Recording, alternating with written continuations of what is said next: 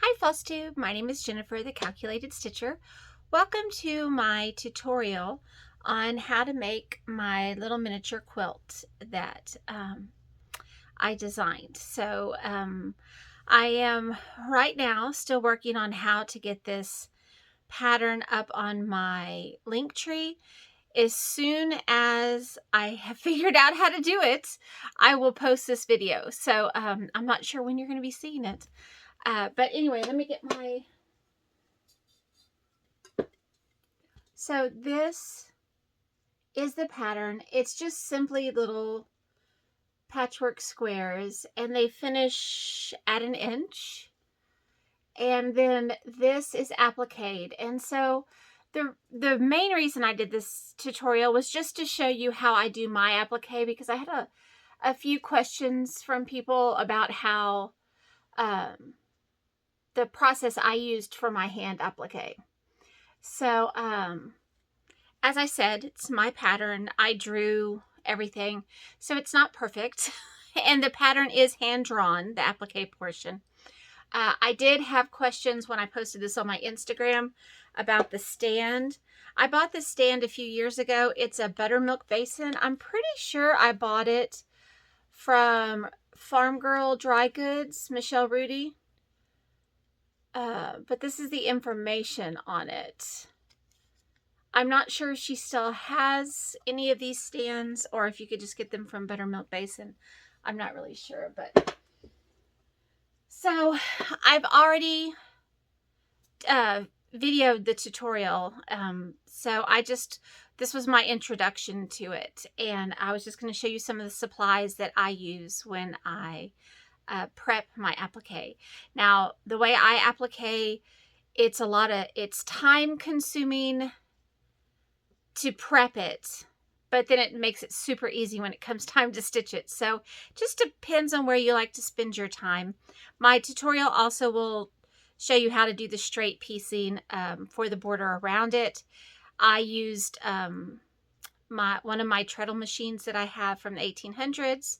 Her name is Liza Nelly, and she's a beautiful machine. She's named after two of my great-grandmothers that were born in that time when she was first made. So anyway, so let me talk to you about some of the I'm looking for the word, some of the supplies that I use. This is my favorite iron to do my type of applique, because it's just flat. You can see, look, it got dirty right there. I need to clean it. But it's my favorite one because it doesn't have any holes.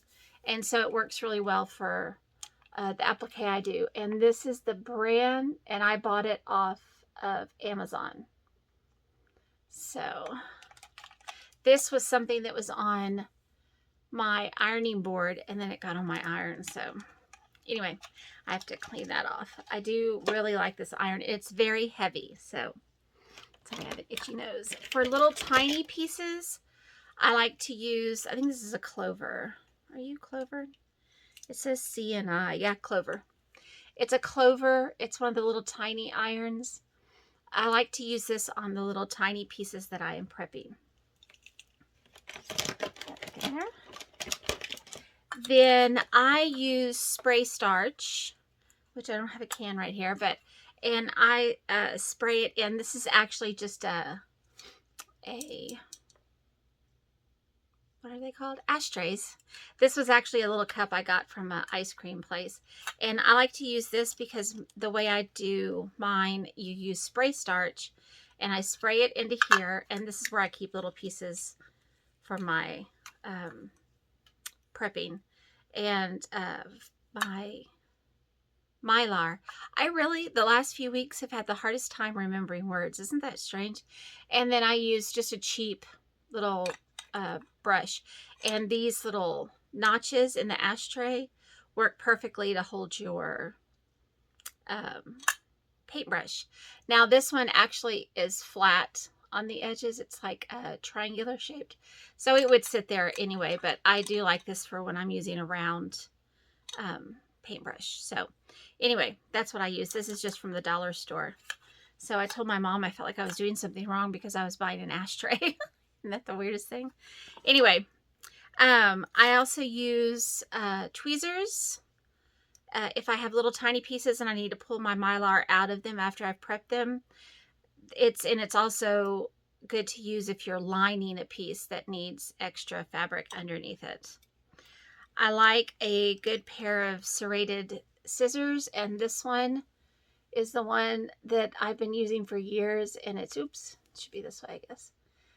They work really, really well. I love these scissors. So they are great. They cut the Mylar beautifully. So a pencil. I also have a, oh, no, that's not it. Oh, I bet it's in my bag. I also have an eraser. So that I use, I either use it's like a long stick, looks like a pencil, but you just push it down. Or I love these erasers also. They erase the pencil off the Mylar really well.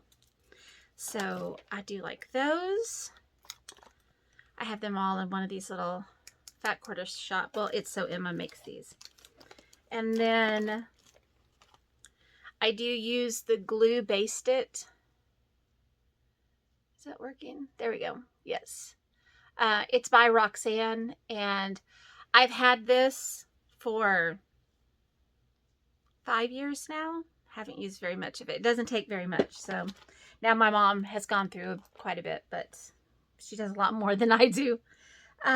Also, these are my applique needles that my teacher first recommended. So of course I bought them, but I'm pretty much a person that I'll just grab a needle, and if it works, it works. So I like longer, thinner needles.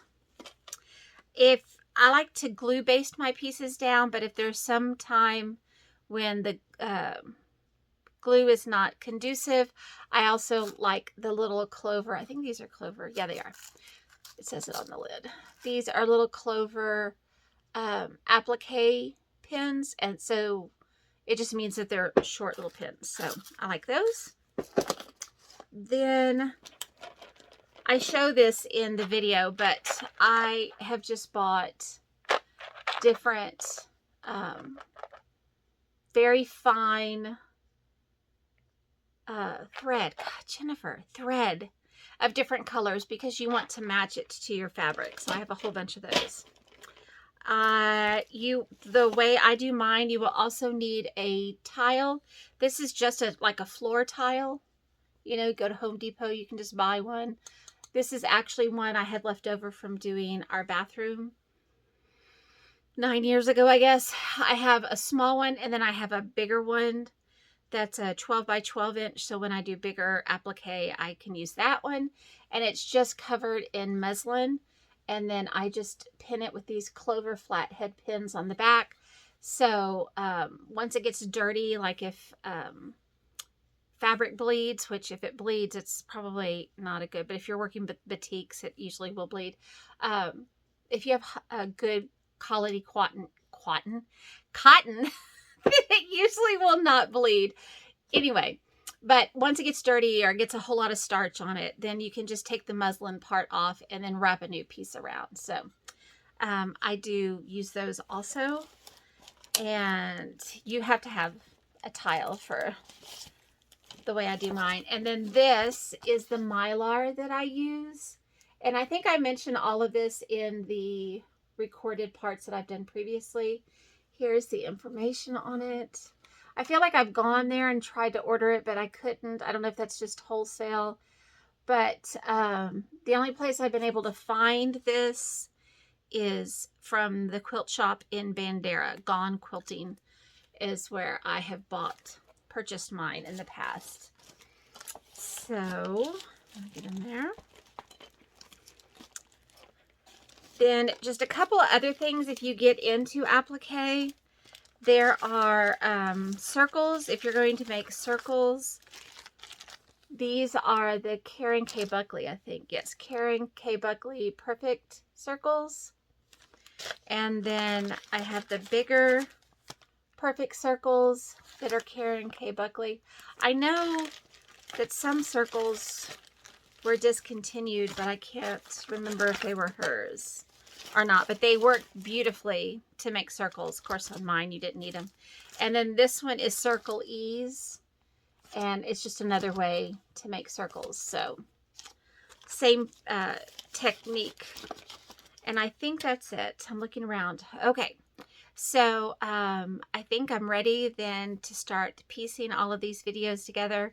And I have to go get on Linktree and make sure I can upload this pattern. So, all right, FlossTube, I hope you enjoyed this tutorial. Please be patient with me. It is my first sewing tutorial.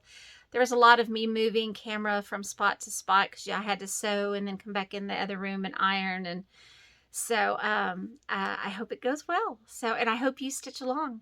All right, FlossTube, be kind to each other. Bye. All right, I'm going to try this again. I thought I was videoing. This is my third time. So I have my fabrics all starched and ready to go. And you don't need much fabric to do this project, so just any scraps that you may have. And so I'm going to be cutting today with a Creative Grids ruler. And I just pulled out, this is a 6.5 by 24.5 inch ruler. I find them to be very easy to read. Oh, look, you can see my reflection in the ruler. I find them easy to read, Creative Grids, and they also come with these sticky dots. Now you can buy sticky dots like this. They're like grippy dots, I guess I should say. They're not really sticky. They grip to the fabric so your ruler is less likely to slide when you're cutting. But you can buy them. Quilt shops have them that you can buy. And also if you look in the pharmacy department, you will see rolls of tape that they're kind of a textured tape. I think it's to hold some kind of bandages or something. That also you can cut and put on your rulers. But I just really enjoy Creative Grids, and so that's what I own. So what the wonderful thing about Creative Grids rulers is and I don't use them this way, but this is the way that they are designed. If you want to cut on the whole inch, like 1, 2, 3, 4, so forth, you would use this side with the white dots. If you were cutting 1.5, where's my finger? 1.5, 2.5, 3.5, so forth, you would use this black side of the ruler and measure in that way. Now, I'm cutting a 1.5 inch strip today, so technically I should use the black side, but just the way my mind works, I still just go over to the 1 and then count in 2 more lines, and that's 1.5. So that's how I'm going to do this. Now, like I said, I've already filmed or started videoing. This is my third time. So I already have a straight edge here. I'll show you on the next piece of fabric how to straighten your edge if you don't already have it straightened. So I'm going to go to the 1.5. I'm going to see if I can zoom in. Now, please be patient with me because I am not a professional whatsoever at this. Let's see if I can get this in the camera. Plus, I don't have a camera person. It's just me standing on my tippy toes. All right, so I'm going to go to the 1, and here's the first line. That's 1.25, and here's 1.5. Now, I'm going to line it up so that that line that represents the 1.5 is actually just right on. Let me see if I can zoom in either further. Is right on the edge of the fabric. You'll notice that it's not to the left of the fabric and it's not to the right of the fabric. I want it right on the edge of the fabric. Now, I know it seems that's a little picky. It's only like a hair or 2 off or whatever, but all of that does add up. So I try to be as accurate as I can all along the way because mine still are not that accurate.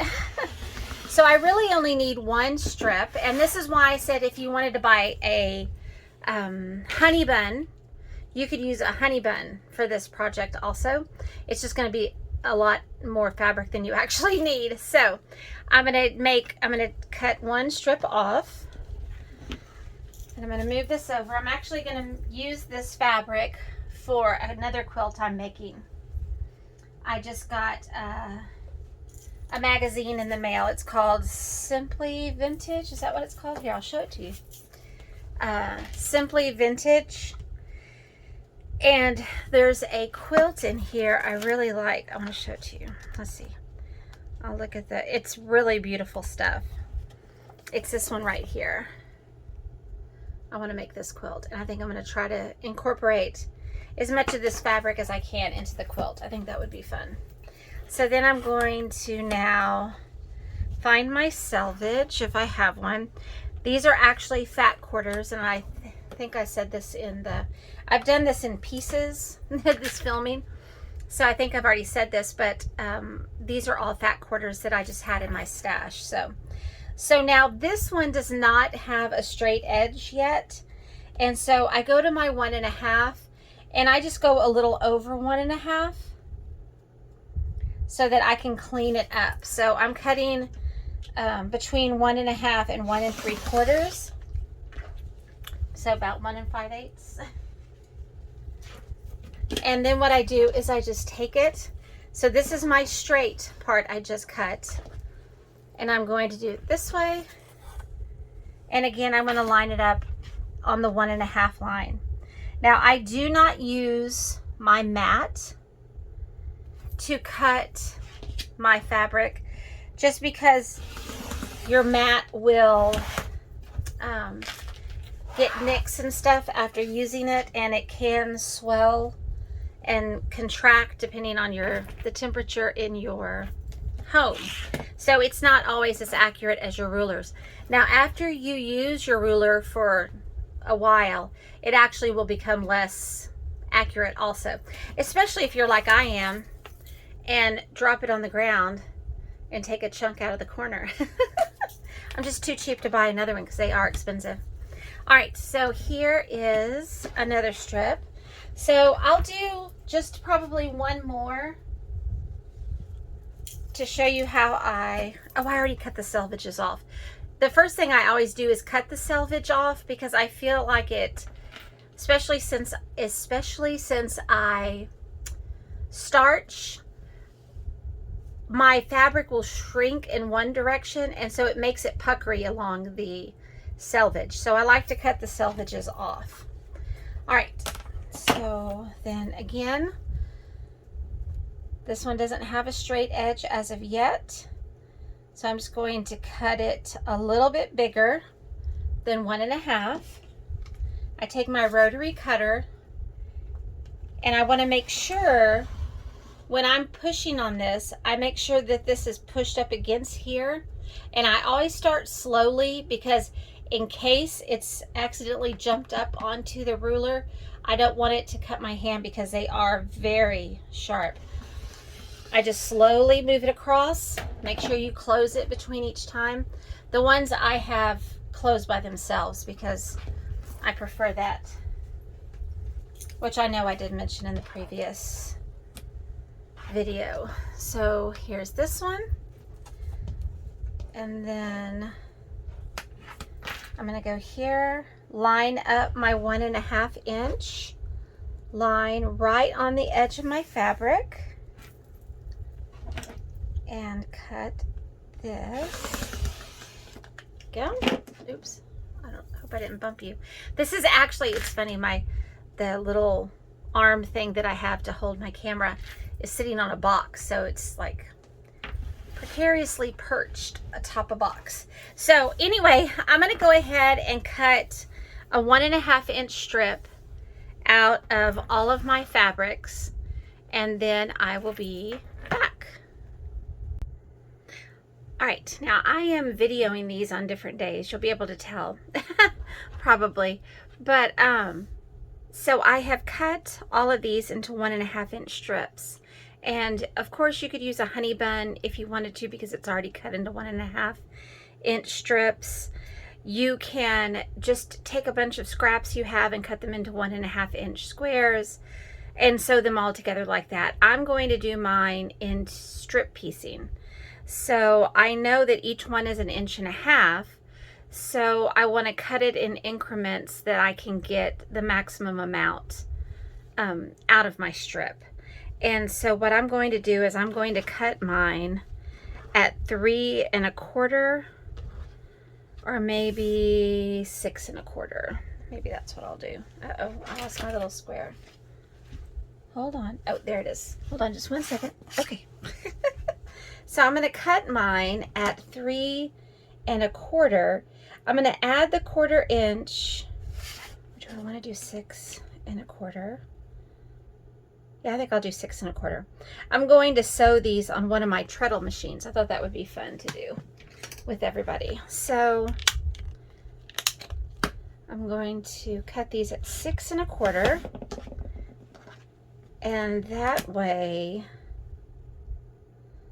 I will have 1/4 inch to even things up. So that's what I'm going to do. I'm going to take all of these. Now I may take 2 of them. They are starched. And if I just do 2, I really don't like to cut multiple fabrics at a time. But since I'm giving myself a little wiggle room of 1/4 inch, I think that will be fine. So I'm just going to cut all of these now into 6 1/4 inch strips. And then I'm going to have this extra little piece right here on all of them that will change. This one is 5 1/4. So I'm really only going to I'll be able to get 3 of them out of this one. So I'm just going to put them over here in stacks, and then I'll be right back when I'm finished with this. All right, so I have them all cut, and these are my print 6 1/4 inch strips. These are my neutral 6 1/4 inch strips, and then these were the leftovers at the end of those strips. So now I'm going to go to my sewing machine, and first I have to move this whole setup over to my treadle in the other room, and so I then will sew and show you how to put these together. Okay, so this is my sewing machine, Liza Nelly. It is in my bedroom. This is the window. This right here, let's see if I can go this way. That's what holds my camera. So I attached it to my ledge there for the windows, and we're going to see how that works. This is my grandma, Annette Clark. So I used to spend every summer with her a month. It was great. Okay, I was just going to give you an up-close look at her. I'm not sure how it's going to work with the sun here. Let's see if I can sit down. She is stunning. She really is a beautiful machine. She has these beautiful colors, and right now the sun's coming through this window, so it's kind of giving a bad light, so I may have to film this later, but I just wanted to give you a close-up shot of her, and she is a treadle machine. So here's her treadle, and so if you give me just a second, I'm going to hook her up. Maybe if I close the curtain, it won't be this horrible light here. So just 1 second. Okay, I think it's videoing. I can't see the screen, so I'm doing this blind. We're going to see how it goes. I'm going to take my 2 piles here, and I have them just sitting right next to me. And I'm going to pick one. Can I zoom out a little? I'm bending over to the side looking. So I'm going to take one of the print fabrics, and I'm going to put the neutral fabric on top. Now the key to this is that you want them to line up perfectly. I sure hope you can see this. Okay, this is my first attempt, so please be kind. You want to not be able to see the fabric from the other side at the edge where you're going to sew. And vice versa, when I flip it around like this, I can't see the light one on the other side either. And so then I'm going to place this down. Now I have this. It's a Scotch brand. It's like removable, sticky, like to put something on your wall that you can remove later. And I just lay it down there. I placed it at 1/4 inch. So I know that my 1/4 inch seam is exact. So I'm going to just keep that lined up on my guide here.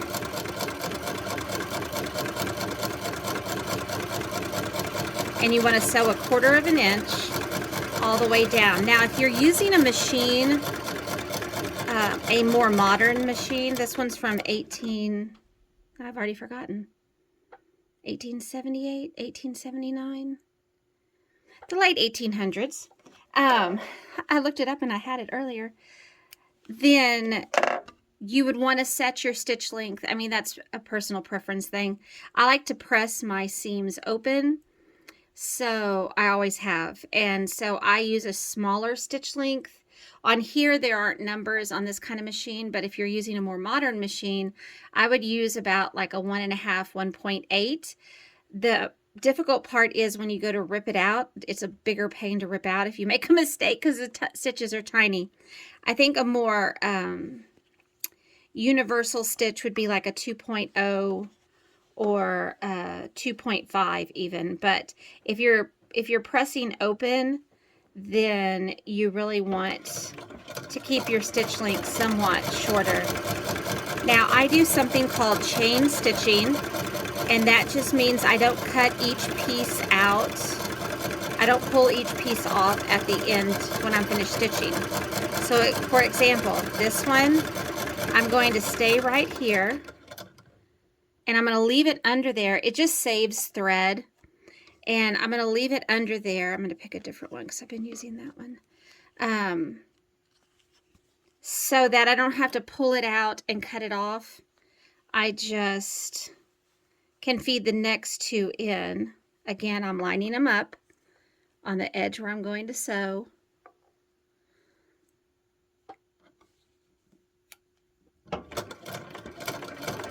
And then I just start, and so then I'm not wasting that thread by pulling it out to cut it off.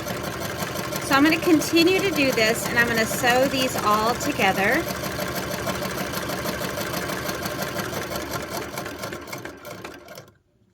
Let me cut the first one off so you can see what it looks like. So it's going to look like this, and you can see where I've stitched it, and it's 1/4 of an inch, and when you open it up, it's going to look like this. So I'm going to sew all of these together, and then I'll be right back. Okay, this is my 4th start. My hat's off to anybody who has to video for a living by themselves, because this takes forever for me to take my the arm that holds my phone and to move it from one location to another and find the first place I put it over here. It kept shaking every time I would iron, so I had to start over. All right, so here I go. So now I have stitched all of these. I stitched a print with a neutral. Now, here's the thing. Some people call these low volumes. That's like a more modern term, I think. I grew up calling them neutrals. So a neutral is just anything that has, it can have a print on it, like this one, but when you take it far away, does it read like it's a neutral color, like a white, a cream, a very light brown? Then I still consider that a neutral. So just know that some people talk about low volume. That would be what they're referring to, but that's not how I was raised, and so I just use the terms that I used when growing up. So, all right, so what I do is I will press each one of these like this, and then I will let them cool down a little bit. All I'm doing here is just setting the seam. Oh, you know what? I forgot my clapper.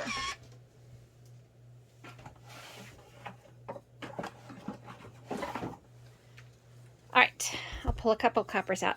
I use these clappers. They are wonderful. They absorb the heat. And it actually makes your pieces lay flatter. And if you're doing small piecing like this one, these are going to finish at 1 inch. Then you really need to be super careful about making them flat, because otherwise they can get very uneven very quickly because the pieces are so small. I prefer to piece with smaller pieces. I don't enjoy larger pieces. I just can't seem to make them as accurate as I can smaller pieces. I feel like I'm backwards from everybody else. Like in cross stitch, people talk about how Aida is so much easier, and I have the hardest time stitching on Aida. I would love to be able to, but mine never looks like it's supposed to, I don't feel like. So, and then I'm the same way with quilting. people always say, oh, bigger pieces are easier, but for me, I just don't think they are. So all I did was just press these very quickly, and it's just setting the seam, and all that does is allows the fibers in the fabric and the thread that you just added to stitch it together, it just lets them kind of melt together, if you will. It's not really melting. That's just not the right term, but it's okay. All right, so what I do is I finger press open like this, and this is just the way I do it. And I just press, I take it off, and then I am using an Aliso iron. It's one that is touch activated, so when I let go, it rises up, so it's not actually touching my ironing board, so don't think I'm just leaving it there. When I do my sewing and cross stitching with my students at the end of every year, this is their favorite part. They love using this iron. Then I finger press open my seam like this, and then I just place my iron on it. And I'm very bad about ironing. You're really not supposed to. You're supposed to press. So when I do that, then I just put it over here, and I put my clapper on it, and it will absorb the heat, and it actually makes my seams lie really, really flat. All right, so some people like to nest their seams, and if you're going to do that, then you want to press towards the seam, towards the dark. So if you do that, put your dark or your print fabric on top, and then just roll it back like this and press. And then what it's going to look like is you're going to see that this seam is folded over to that side. When you then line up a print on this side and a neutral on this side, these actually lock together, and some people like that. But I quilt my own small pieces, like table toppers and things like that, and for me it's just easier to quilt it in the end if it is if they're pressed open. There's not a bunch of lumps and bumps. So, and this is probably not the correct way to use these clappers, but it works for me, so that's just what I do. Ow. I do kind of let it cool a little bit there before I don't know what I was doing. I usually do that side and then pull it over, and then I do another one, and I press it. I don't know why I'm setting it. I already set it. Ignore that part. I can't even get them apart now. Now, mine, I starched my fabric. Did I already say this? I know I said it in one of the videos I started, but this is my third time to start the ironing portion. So I learned my ironing technique, or my starching technique, from Leah Day. She is a fabulous machine quilter, and she started off, and I was very into her channel for the longest time because I was wanting to learn to quilt using a domestic machine. She since then has purchased long arm machines. I think these are cool. I'm going to take those out. She has purchased a certain brand of long arm, and so she does videos on that. But if you go back, way back, when she first started, that's when I started following her. She has so many videos on different quilting designs that you can use your domestic machine to quilt on your own quilts. And she would quilt like her big quilts, and I've done that. She has a book that I own that's on walking foot quilting. And then she also has a whole lot of videos on free motion quilting using your domestic machine. So Leah Day, she's the one that I learned to starch my fabric, and my mom thought I was crazy. But I find that and now I know Kimberly Jolly, she always talks about it. She learned hers from Lisa Bonjean. My technique's a little different than hers. Lisa Bonjean's technique is, well, I shouldn't call it my technique because it's Leah Day's technique, but Lisa Bonjean does, she saturates her fabric and then she lets it dry and then she irons it. Leah Day saturates her fabric and then has it all in a big pile, and then she sits there and she irons it as it dries. I find that that way actually makes mine stiffer, and I know it takes longer. And so if you're not a patient person, that's probably not something you're going to want to do. But I enjoy ironing. It's one of my favorite things to do. In the quilting process, my favorite thing is the ironing and the cutting. The stitching, it's fine. The sewing of it together, that's fine. I enjoy that, but it's just not my favorite part. My favorite part is actually all the prep work that goes into it. Which my mom and I always laugh and say we make such a perfect team, because she enjoys the sewing part of it more. So when we're working on a quilt, that's the same like the Dear Jane quilt that we're doing. We're almost finished. I'm very excited. I have 3 more corners and then we can start actually putting it together. She enjoys the sewing more than the cutting. So when I'm there at her house, I'll cut her stuff out for her. So she does not want her fabric starched beforehand. But I feel like my piecing is just more accurate that way. So, and I have more than one of these clappers, so I could be using more than one. But anyway, so I'm going to do this. I will let you go so you don't have to just be bored and watch me do this.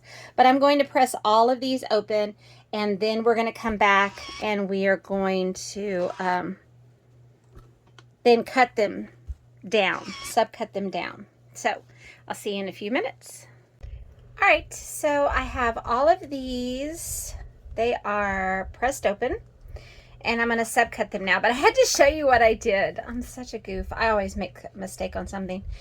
This is the right side of the fabric, and that's the right side of the fabric. So I sewed a wrong side to a right side.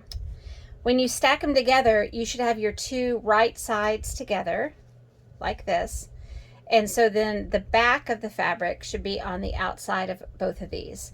I tell my students pretty side to pretty side. So, okay, so now I'm going to take a Creative Grids ruler,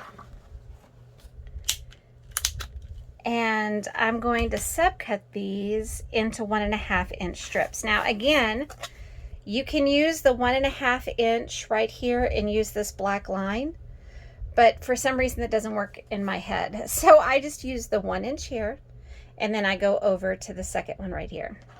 Now this edge is not going to be straight, more than likely. I mean, it looks pretty straight, but it's not exact. So I just go just a hair over. Let me zoom in.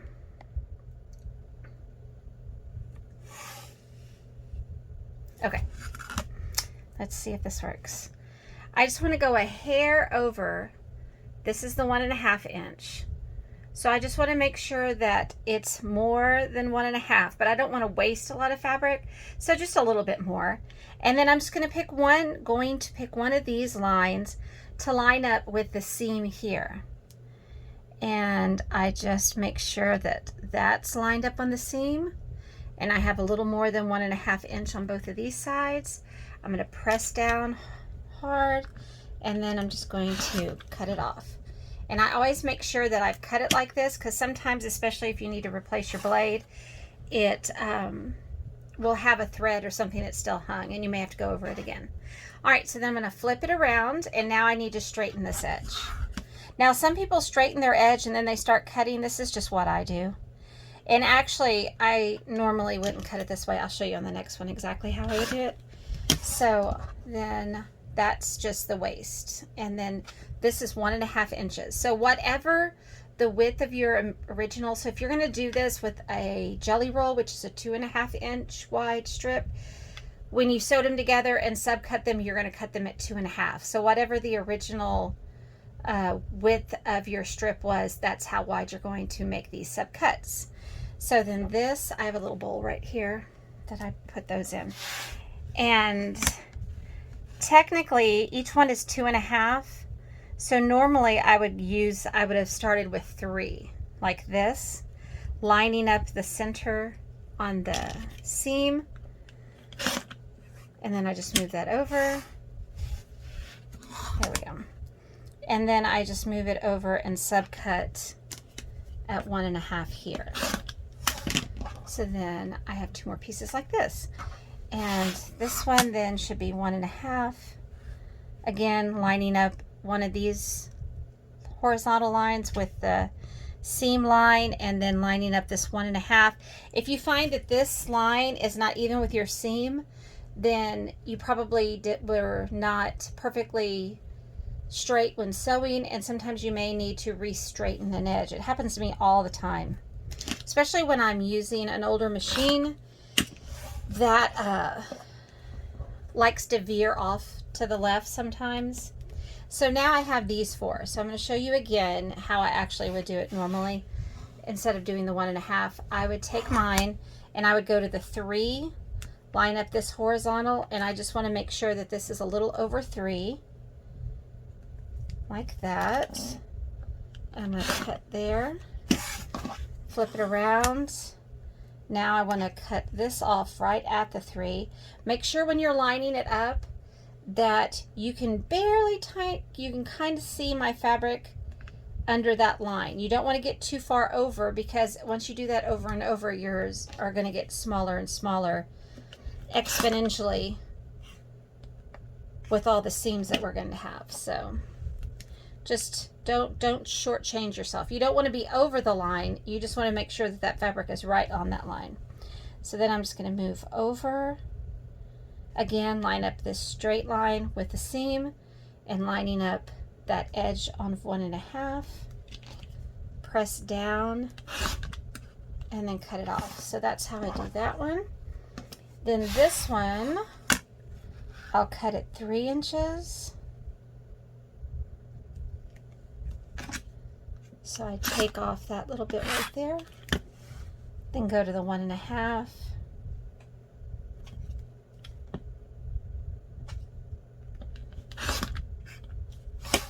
There we go. So now we have a cute little pile of these going.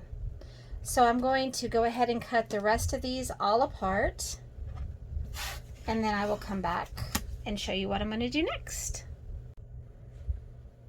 Okay, this is a design board, and you can tell that it's well loved and used. It's got thread and stuff all over it, but I thought about, lint rolling it, and I thought, no, I'm going to keep it real. You can just see all the little pieces of fabric over the years. So this is my fancy pattern.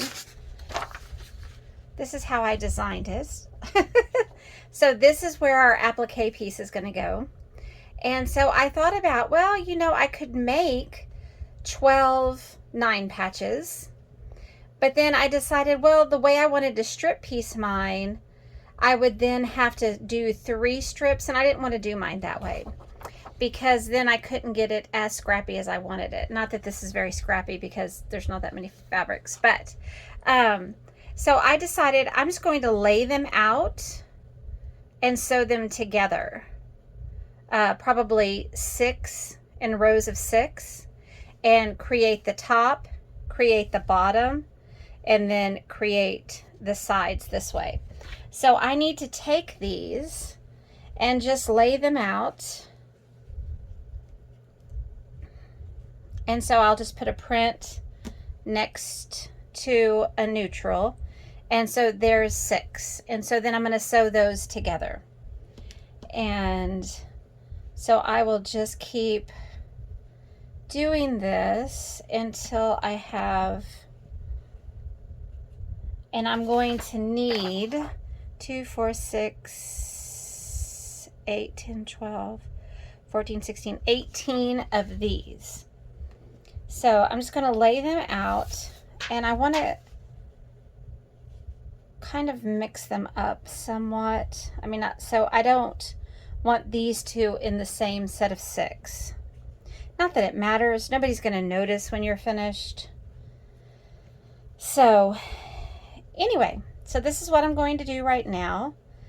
I'm just going to play around with this and get 18. 1, 2, 3, 4, 5, 6, 7, 8. Oh, if I could squeeze one more on here, that would be 9, and then I could do them all on here. 1, 2, 3, 4, 5, 6, 7, oh yeah, 8, and 9. Okay, so I'm going to do 9 here, then 9 over here, and I'll have my 18, and then we'll go to the sewing machine and then piece these together. So I'll be right back. All right, I think I'm recording. Yes, I think it is. Okay, I had to fill my bobbin because I ran out. So I have my design board here. I don't think I said this, but this is a design board that Lori Holt came up with, and she did a tutorial. I don't know if she has one on her YouTube channel, but I know that Fat Quarter Shop has it on theirs. And so I just made some. And so if you want to make one, then it's just foam core. This is batting, and this is just a 2.5 inch strip that I had left over from something. So anyway, so I have them all sitting right here. So I'm going to take the first two. So I had this one lined up like this on my design board. I know you can't see because I don't have anywhere else to put my camera but right here.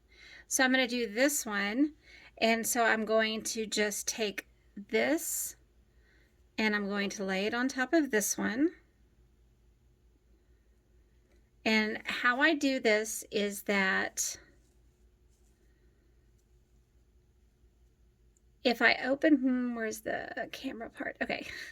If I open it up, I want to make sure that this seam right here is matching up with this seam right here. Even though I'm just stitching across the edge here, I still do it this way. And it doesn't matter if I stitch the wrong end, it's still going to work. So that really doesn't matter. And it doesn't matter if you get them out of order either, because you're going to have to do 2 at a time, or you're going to have to pull your pieces out in between when you're sewing if you're not going to chain stitch. And I don't like to do that because it wastes thread. And so I'm going to get this started.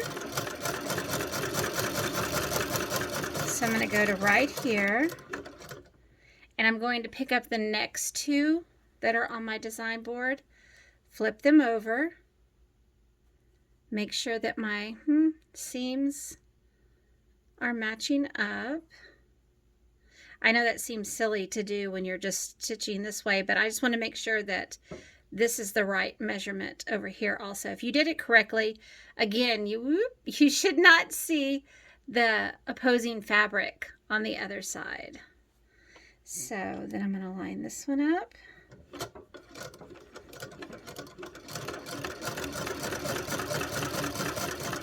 Now this is a little more difficult to do on a treadle machine because it's harder to start and stop it.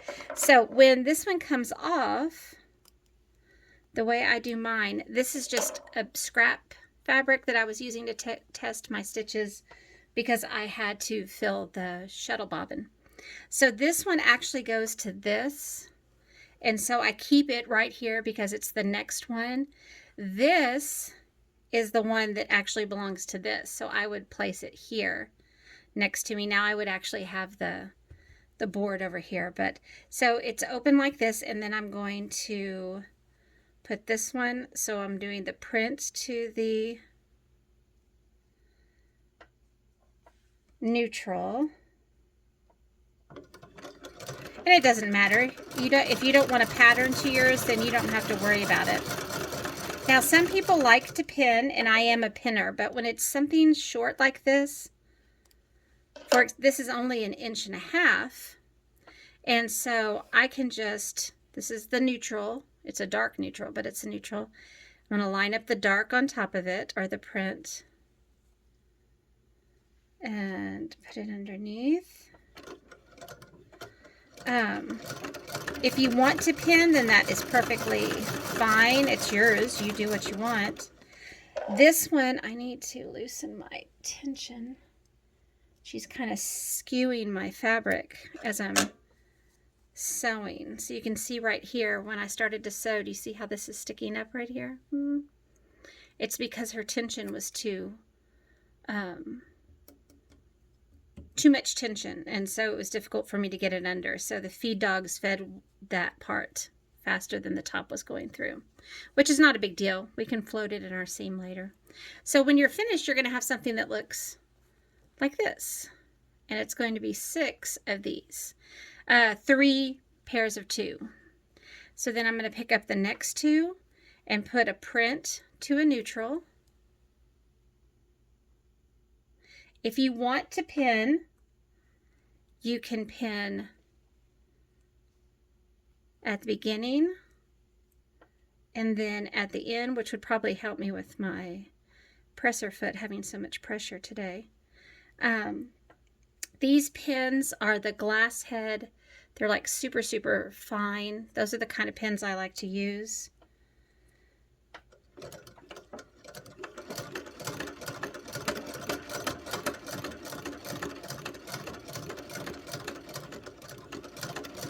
Now, technically, you're supposed to remove your pins before you sew over them, but I've been sewing for, oh my gosh, 40 years, I guess, ish.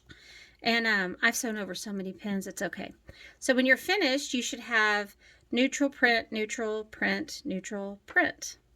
Now, I guarantee I'm going to mess something up at some point. So now I have 2 of those. This one goes to the one that's coming off, so I'm going to put it here, and then I'm going to go to the next row, and I'm going to put a print to a neutral. And I'm going to do this until I have all of these sewn together. So I'll do one more. I'm going to stitch here. I'm going to see if the pinning helped, and if it did, then I'm going to pin. I enjoy pinning. Some people don't like to pin. If I was on anything but a treadle, well, especially this one, she does have a lot of pressure, so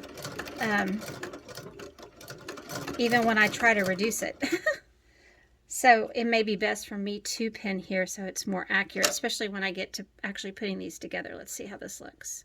Oh yeah, much better. So I will be pinning the entire time, which means it'll take me longer, but that's okay. So this one goes here. Now, it doesn't matter if I want to sew it here or if I want to sew it here. I just don't want to do this where the 2 neutrals are together. So I'm just going to put a print to a neutral. Check my seam right there. Then I'm going to pin at the beginning and at the end. Oh, I was saying, I sew over my pins, but I sew with old machines for the most part. Now, if I was using a newer machine, I probably would be careful of it because these old machines, if you, you can break a needle if you sew over a pin and it hits just right. I've never had that happen to me, but I do know that some people have had it happen to them. So, again, I'm going to pull this one just real quick. And I can either sew it here or I can sew it back over here. I think I'm going to sew mine right here. What was I saying? Oh, I've never actually had mine break a needle, but I know the newer ones, you can also, they say you can break the needle and the needle can get into your machine. Machines like this, I take them completely apart and clean them. So it is nearly impossible to break a machine like this. The only thing that you could do that would like really just ruin it is the arm. There's a, I don't know if you can see it here, but there's a metal rod that goes through the machine that if you actually like drop the machine and bent that, that would probably make it where it would never work again. But for the most part, anything else usually can be fixed pretty easily. So I'm going to continue to do this, and then I'll meet you back at the ironing board. And here's this one, and it looks much better with the pinning, so that's what I'll do. So now I have all of these sewn together, so they look like this, and I want to press mine open again. If you are pressing yours to the side, then you're going to want to press them all to one side. But since I'm doing mine open, I'm just going to press all these little individual ones now open. So I just set the seam like I did previously, and I lay it flat on my ironing board, finger press it, and then come back with my iron and just give it a quick press like that. Then I'm going to do the same thing with this one. You're going to have 2 short seams to press on each of these 18 strips. So I'm going to press it like that. Once I have them like that, I just lay them down flat. Make sure the seams are all nice and flat on the ironing board. And then I just take my iron, press it, and then place my clapper on top like that. And that will ensure that all of your seams will stay nice and flat. So again, I'll show you again. You'll see that every other seam is already pressed open, and that was from our previous time. So I'm going to take the ones that are not pressed open yet, and I'm going to set the seams, and then lay it down flat, finger press it open, and I'll press that one. Then I'll do the same thing with this one, finger press it open, like that. Then I will just put this one, see, you can kind of see it got wrinkled there, so I'm going to make sure it lays flat on here. I like to put it on top of the previous one, press again, so that way that they're all getting multiple pressings this way. So I'm going to do this with all of these 18 strips. Then I'll be back and I'll show you how we are going to then sew these together. So I'll be right back. So I have them all pressed, and this is my layout that I'm going to use. So I'm going to sew these together, and I'm going to show you how I'm going to do that. I just wanted to film it like this very quickly so you could see it from far away, because when I put it back in the stand, you can't see the whole thing. So this is the way mine looks all laid out. All right, so here it is on my stand. So what I'm going to do is I just have placed them. I used the design board to lay them out. And I do know that like these 2 colors are together, but I try, as obsessive as I am about certain things, I try to let that go. And so I'm looking at it and it's bothering me, but I'm like, I'm just going to let it go, because otherwise I would sit here for hours and contemplate where everything should go. So I try to lay it out and I just leave it, unless the exact same color is right on top of each other. I try to just be more relaxed about it. So I have to make myself, but I can do it. So now I'm not going to move my camera again, because oh my gosh, it's just a pain until we get ready to actually sew these together. So what I'm going to do is I'm just going to flip these over, because it's exactly what you just saw me do. I'm going to flip them over and then line everything up. I'm going to pin, and I'm just going to sew down. I'm going to sew all these together. And so those will all get sewn together. So I'll have to sew these together, and these and these. And then over here, there's 3 over here that also have to get sewn together. Now these, I'm going to wait, and I'm going to sew them together when I have these done, so then I can show you how to actually put the rows together. So please keep in mind, this is my first tutorial that I'm videoing, so I hope I'm not forgetting to tell you anything, and I hope what I'm saying is making sense. So fingers crossed. All right, so I'll be right back, and we will press these seams open, but I'm just going to go sew these 3 seams and these 3 seams. I'll be right back. All right, so now what I'm going to do is I'm going to take my strips and actually piece them together. And I guess this would be really the most difficult part. I don't think it's really that difficult, but I mean, of the parts that we've done. So what I do is I match up my center. So I put the right sides together. So my seams are going to be on the outside. I start in the middle, and since I pressed open, I have to remember my camera's at this end of the phone. I just open it up and make sure that this seam is matched up perfectly with this seam. And then I place a pin. I place a pin in the left hand part of the seam. There we go. Because as it feeds through, that's the part I don't want to flip up. So then I'm going to go to the next seam, and match it up. I can't see what you can see. I can kind of see my hands, but the way my camera's set up, so I'm hoping this turns out okay.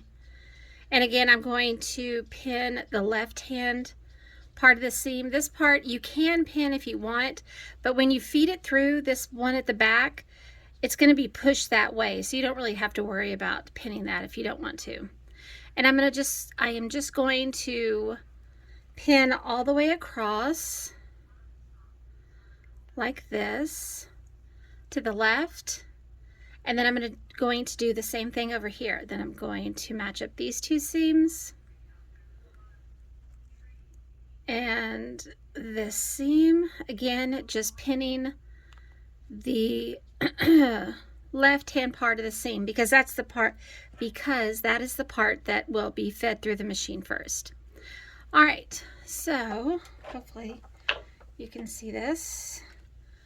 Would it be better if I pulled the curtain back? I put the curtain down because I thought it was too bright. Let me look. All right, we're just gonna go with it. What do you think about that? We're just gonna go with it here. So let me zoom in. Zooming in. I hope this works. Okay, anyway, all right, so I'm just going to go ahead and start and you want to get close to the pin before you take it out because you don't want the machine, you don't want the seams to pull apart. Now on a treadle machine, a little more difficult. Oh look, my pin is pulling the sticky part off. Okay, a little more difficult with a treadle because you're controlling it with a pedal at the bottom with your, well, you control all of them with pedals at the bottom. Never mind.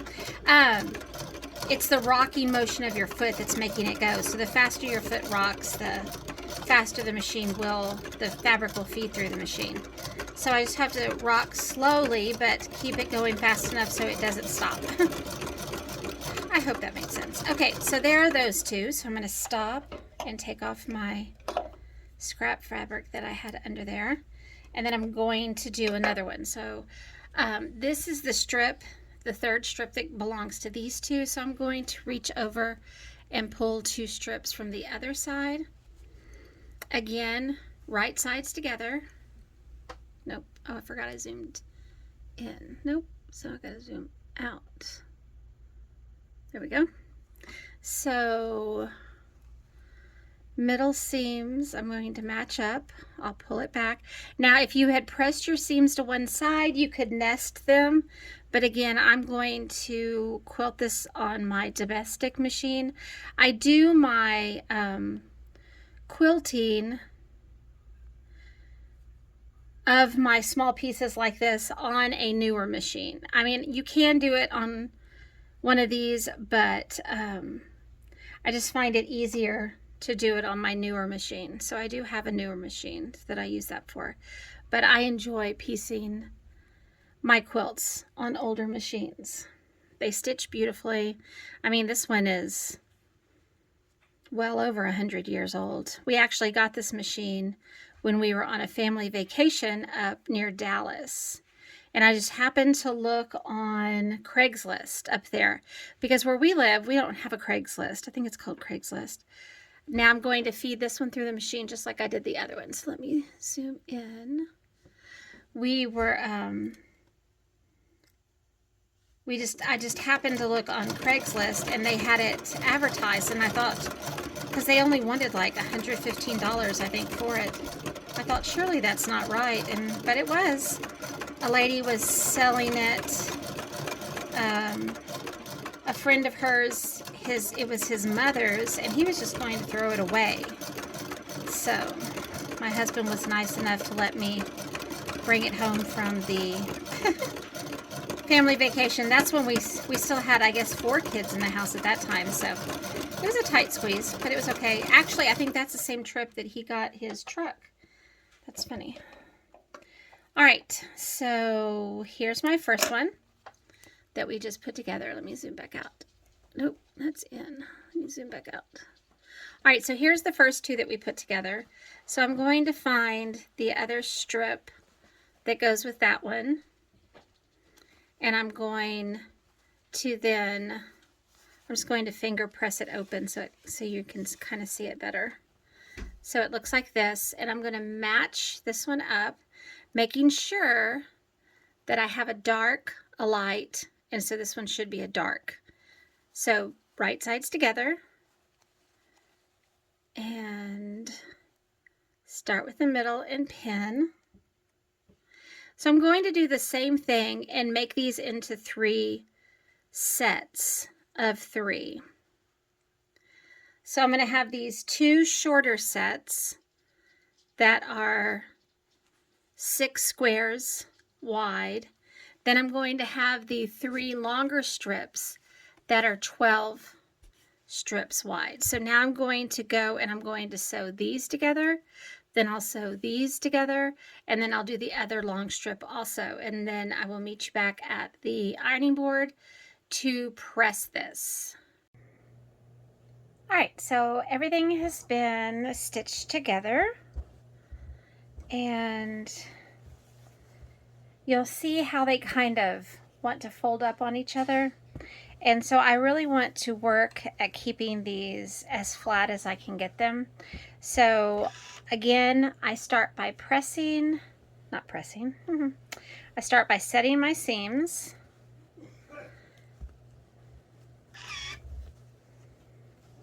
On both sides. I don't know if you could hear that. That was my husband coughing.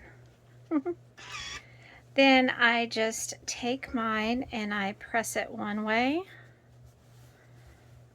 like this,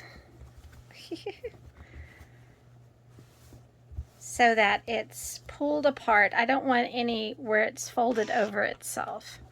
I want it as flat as I can get it. So I'm just going to do a quick once over like that, but you'll see how it still doesn't want to lay flat. So what I'm going to do is I'm going to actually press these open, and then I'm going to leave my clappers on there for quite a while and try to get them as flat as I can get them. So I'm going to finger press all of them open, and I use my fingernail to do that. And I make sure that there are no folds or pleats anywhere. Then I just take the tip of my iron and I glide it down. I'm not actually pushing down, and then I press down, because I want to make sure that all of these little seams that are going across this way, I don't want to fold them over onto themselves, which is going to happen, but I try to keep it to a minimum. So there it's nice and flat. Then I'm going to do the same thing to this side, and then I'll flip it over and do one more press on it, and then I will put my clappers on. Now I have quite a few clappers, so it makes it easier. I also have some larger clappers. They're not from Riley Blake. They are from Jackson's Woodworks. All of mine were purchased at the Fat Quarter Shop. I've had them for years. But anyway, that's where I bought mine. But I'm sure you can find them anywhere. So I'm just pressing this open. I'm going to look at it and make sure everything is all nice and flat. Then I'm going to flip it back over, and I'm going to press it down, making sure that all of my seams are open, and it's hot. Let me tell you. So I'm going to press it like this. Then I will press again one more time on top, and I will put my big clappers on it like that. So then I'll do the next one. Now the smaller ones, I can use my smaller clappers for those, but these, especially these longer ones, I use these. They're much heavier, and these are the ones that are Jackson's Woodworking.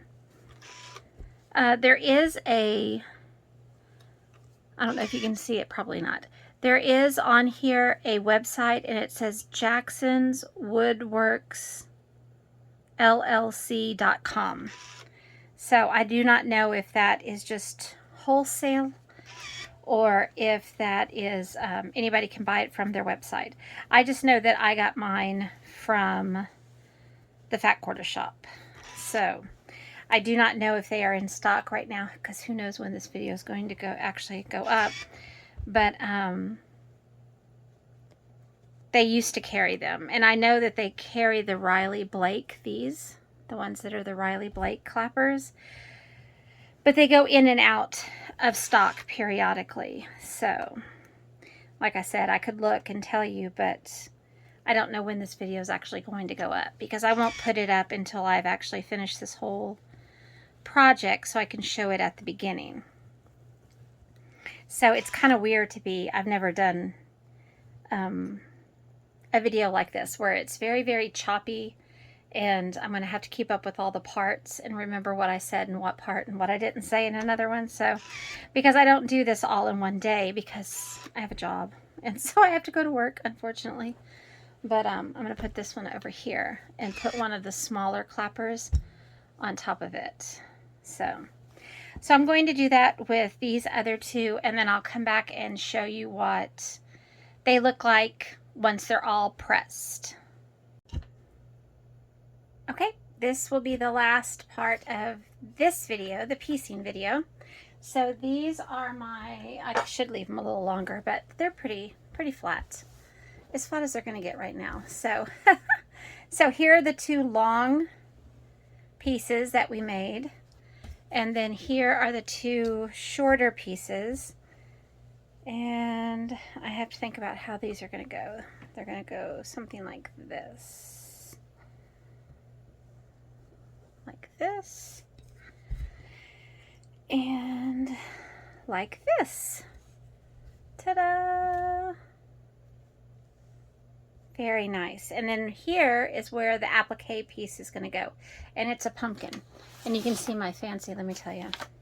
I don't know how to draw things on the computer or anything, so this is my scratch work for making the inside. And then these are my lovely drawings that I made for the pumpkin, and he's going to go right here in the center. So you could do the pumpkin part in wool. You can. I'm going to do it in cotton just because I wanted to show you my technique for appliquing. So that will be in a second video. So that is the end of the piecing video. So thank you so much for joining me, and if you actually do make one of these quilts, if you will tag me on Instagram, I am Calculated Stitcher. I would love to see it. So until next time, bye. So I'm ready to begin working on the applique portion of this piece. And with the pattern, you will get the full instructions, but you also get a page that says pumpkin pieces, and then you'll get a page that says placement pattern. You'll need these two to do your applique.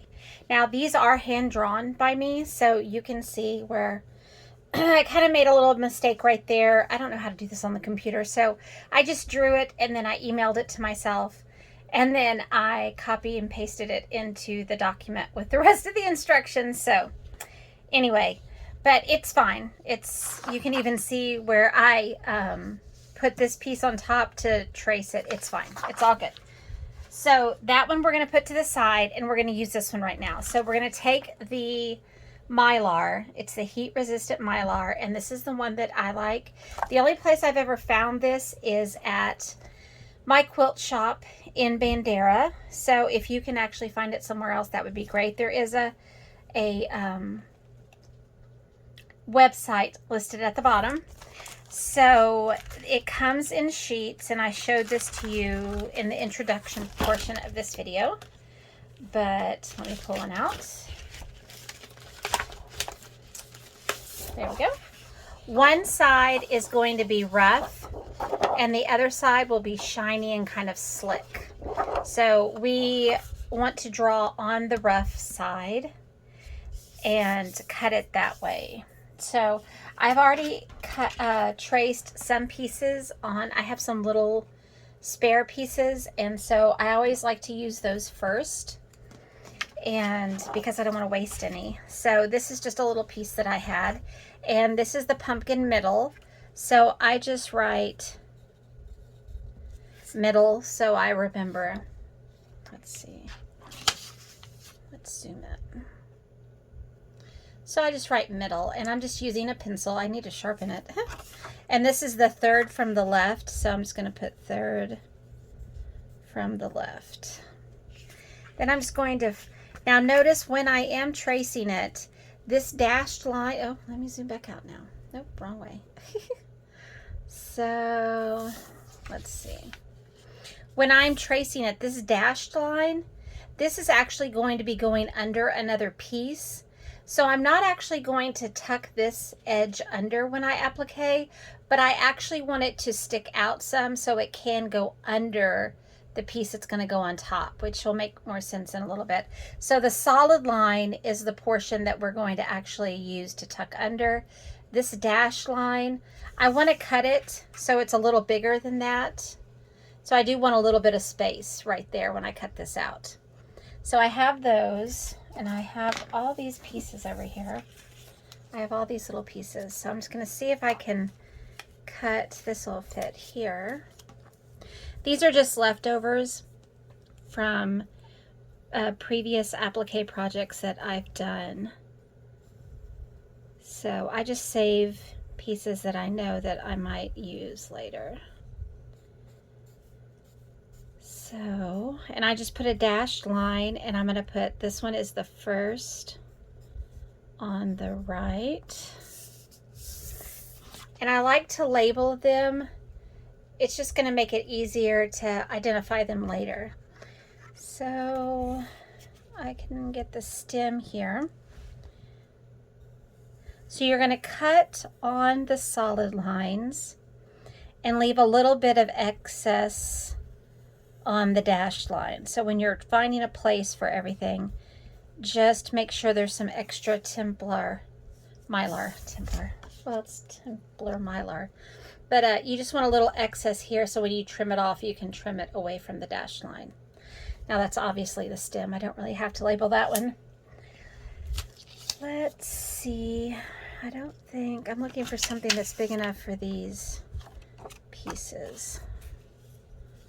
That one will fit here. It has gotten dark. I'm trying to get this all done in one day, and I've been writing the pattern on the computer. Woof. I'm going to send it off and see if Kippy will proofread it for me, and I'll get my mom to proofread it, and hopefully the instructions will make some sense. But I also have the video, so hopefully that will also help. So I have first on the right, I have first, nope, third on the left, so I need the second on the right. Let's see if I can fit this one on here. Ooh, I can. Now you can see it cut a little piece off right here, but you can just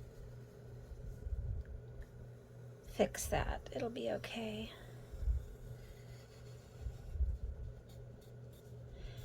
So I'm just going to continue to trace all of these. This is second, the right. And then I will come back once I have all of these pieces traced on my Mylar. Okay, what I was saying earlier was that it has gotten dark here, and so I'm in my sewing room. So I have a light going, and I hope that it's okay for the video. We're going to see how this looks when I play it back later. So I've traced all of my pieces onto these little scrap pieces that I had. But like I said, you could always use a brand new sheet. That's fine.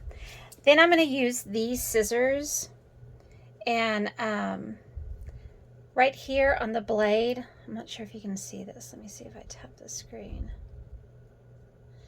They say Havels 35001, Havel apostrophe S 35001. I don't know if these are Karen K. Buckley. I'm not really sure, but they're serrated edges, and so they cut very well, the Mylar. So you want a smooth edge, so I'm going to cut on the solid line. And so you want to use long strokes. Now, like I said earlier, this part down here, I want to leave that excess on around there. So I'm just going to kind of cut it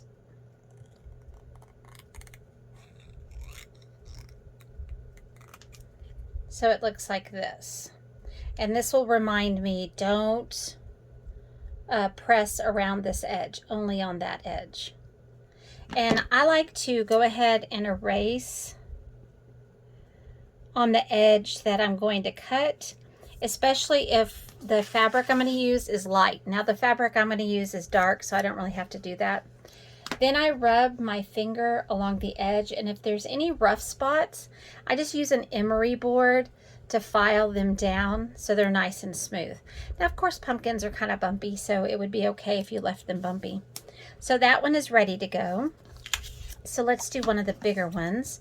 Again, this is a dashed line, so I'm just going to cut 1/2 inch to 1/4 inch away from that dashed line. Just going to cut that off. And then I'm going to cut on the solid line. That's the part where we will be ironing the fabric around. So this is a technique that I learned from Holly Nelson, which I mentioned in the introduction. Well, I hope I have to do the introduction after I do all of this, so it's just really weird knowing that it's going to be backwards. Anyway, Holly Nelson, I took classes from her, and I can't remember who it was that she said she learned this from. But I love this technique because I think I'm more accurate at this than if I do needle turn applique. And I don't like, what is it called? Raw edge applique. I don't like that because mine never looks good. Uh-oh, I just broke my eraser. Mine never seems to look good. I've practiced, and I have actually a kit from Adidas Sitar, but I don't even want to do that until I've practiced well enough to do it where it's decent looking. Okay, so again, I will just feel around, make sure there's no sharp edges, and it feels pretty good. So I'm just going to sit and cut these out. So the stem, again, I'm just going to cut a little ways away from the dashed line and then cut on the solid line. I will be embroidering, or attempting to, that I've learned, techniques that I've learned from my wool applique class that I've taken. And I thought that would be great. So for the stem, I will be embroidering the lines in the stem. So I'm just going to use long strokes on the scissors, not little chompy ones. And there's my stem. Whoa, I dropped it. All right, checking the edges. Looks good. I kind of made a bump there, although, oh, my dog is barking. Although it's fine, it's a pumpkin stem. They're kind of bumpy. All right, I'm gonna go ahead and cut these out, and then I'll be right back. So I have all my pieces cut out, and now I'm going to prepare them using the sizing spray. So this is just an ice cream cup that my mom and I got somewhere, and we saved it because we thought it would be perfect. And then this is an ashtray from the dollar store, which I don't smoke, but it's perfect for holding this, and it doesn't fall around. And it has those little notches, and my brush rests in them perfectly. So you just spray your sizing spray into your container, and you wait for the foam to go away. So I'm going to put that over here. And then this is my tile that's just been covered with muslin. And once it gets pretty saturated, which mine's getting pretty stiff, then I will trade out, I will put a new piece of muslin on top.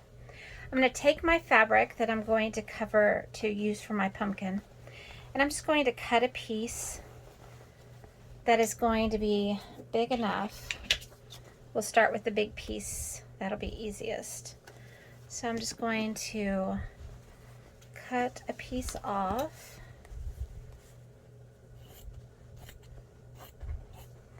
And this is obviously just a rough cut. So I'll put this over here. I place my fabric right side down. Then I place my mylar with the rough side down. Otherwise, it's going to reverse your pattern, which is not a big deal. Your stem would be facing the other way. The rest of it you really wouldn't notice. Just make sure if you do the shiny side down that you do them all that way. So, but I do mine the rough side down, and that will make it the same as the picture, the way it's shown in the picture. Now, if you have a dark fabric, then I just trace around it with a pencil. If you don't, then I usually just hold it. If it's like a white fabric or a cream or something like that, I'll just hold it and kind of cut it around while I hold the mylar like this. And I would just cut it while I held it. But it's easier if you can trace it. You can faintly see the line. And so I'm going to cut it out so that it is roughly 1/4 of an inch. Mine's usually more like 3/8 of an inch. But I would rather it be too large than too small. I can always trim it off later. Oops, I gotta keep it in the... Oop, I can't see that. Oh, there it is. I gotta keep it in frame here. So I'm gonna cut this all the way around. And you can cut these all out first if you would like, and then do all of the ironing. Excuse me. Put that in the trash. Whoops, made my camera shake there. So, but I'm going to do just one piece, and so you can see this. So the rough side of the mylar goes face down, and I should have about 1/4 of an inch all the way around. If it's a little less, a little more, it really doesn't matter. Okay, most of my bubbles have gone. So then I just take an old paintbrush, and I'm going to brush the sizing all the way around the shape.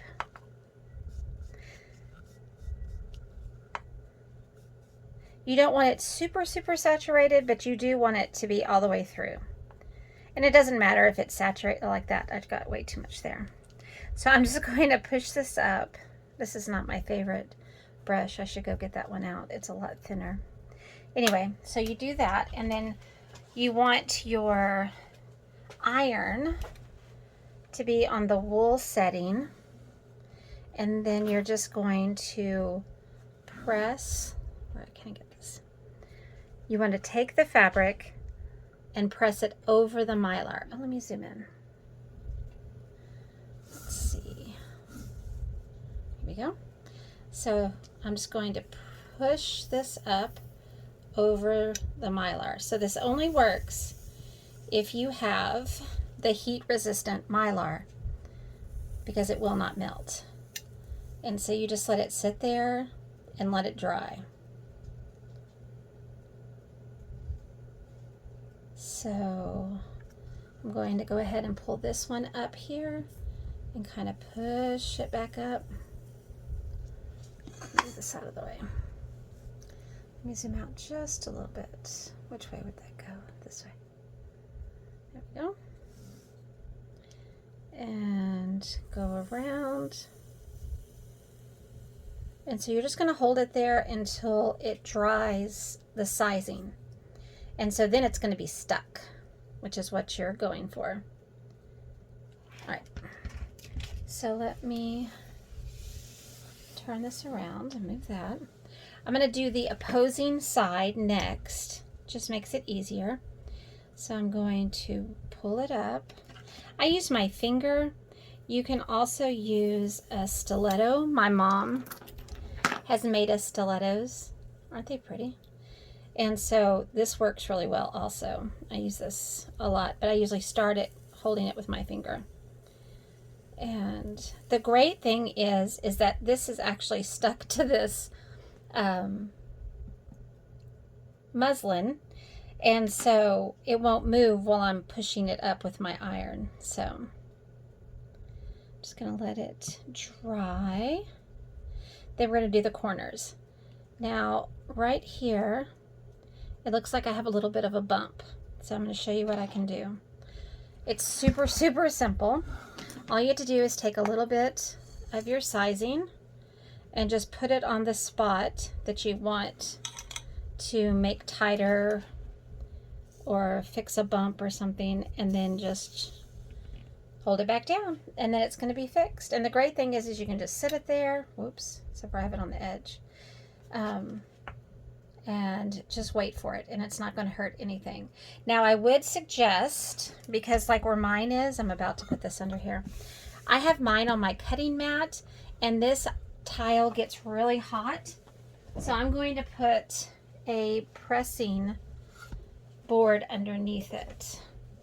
Just so, because I learned the hard way that if you do this on your cutting mat will warp. So don't do that. So this is a foam. It has foam, and then it has a board, and then it has foam on the other side also. So I use this one to absorb the heat. So I'm going to add a little more sizing there because it's kind of gotten dry. And then I'm just going to pull, and this is a pretty easy curve, but I'm just going to keep pulling like this to ease the fabric in so I don't have any pleats along this corner. So I just keep pulling it in, just like if you were doing a gather stitch on your sewing machine. Turn this, and then I'll pull this one in, and around. This is going to be funny when I watch it back. We're going to see how good this is. So, and then I'm just going to let it sit there.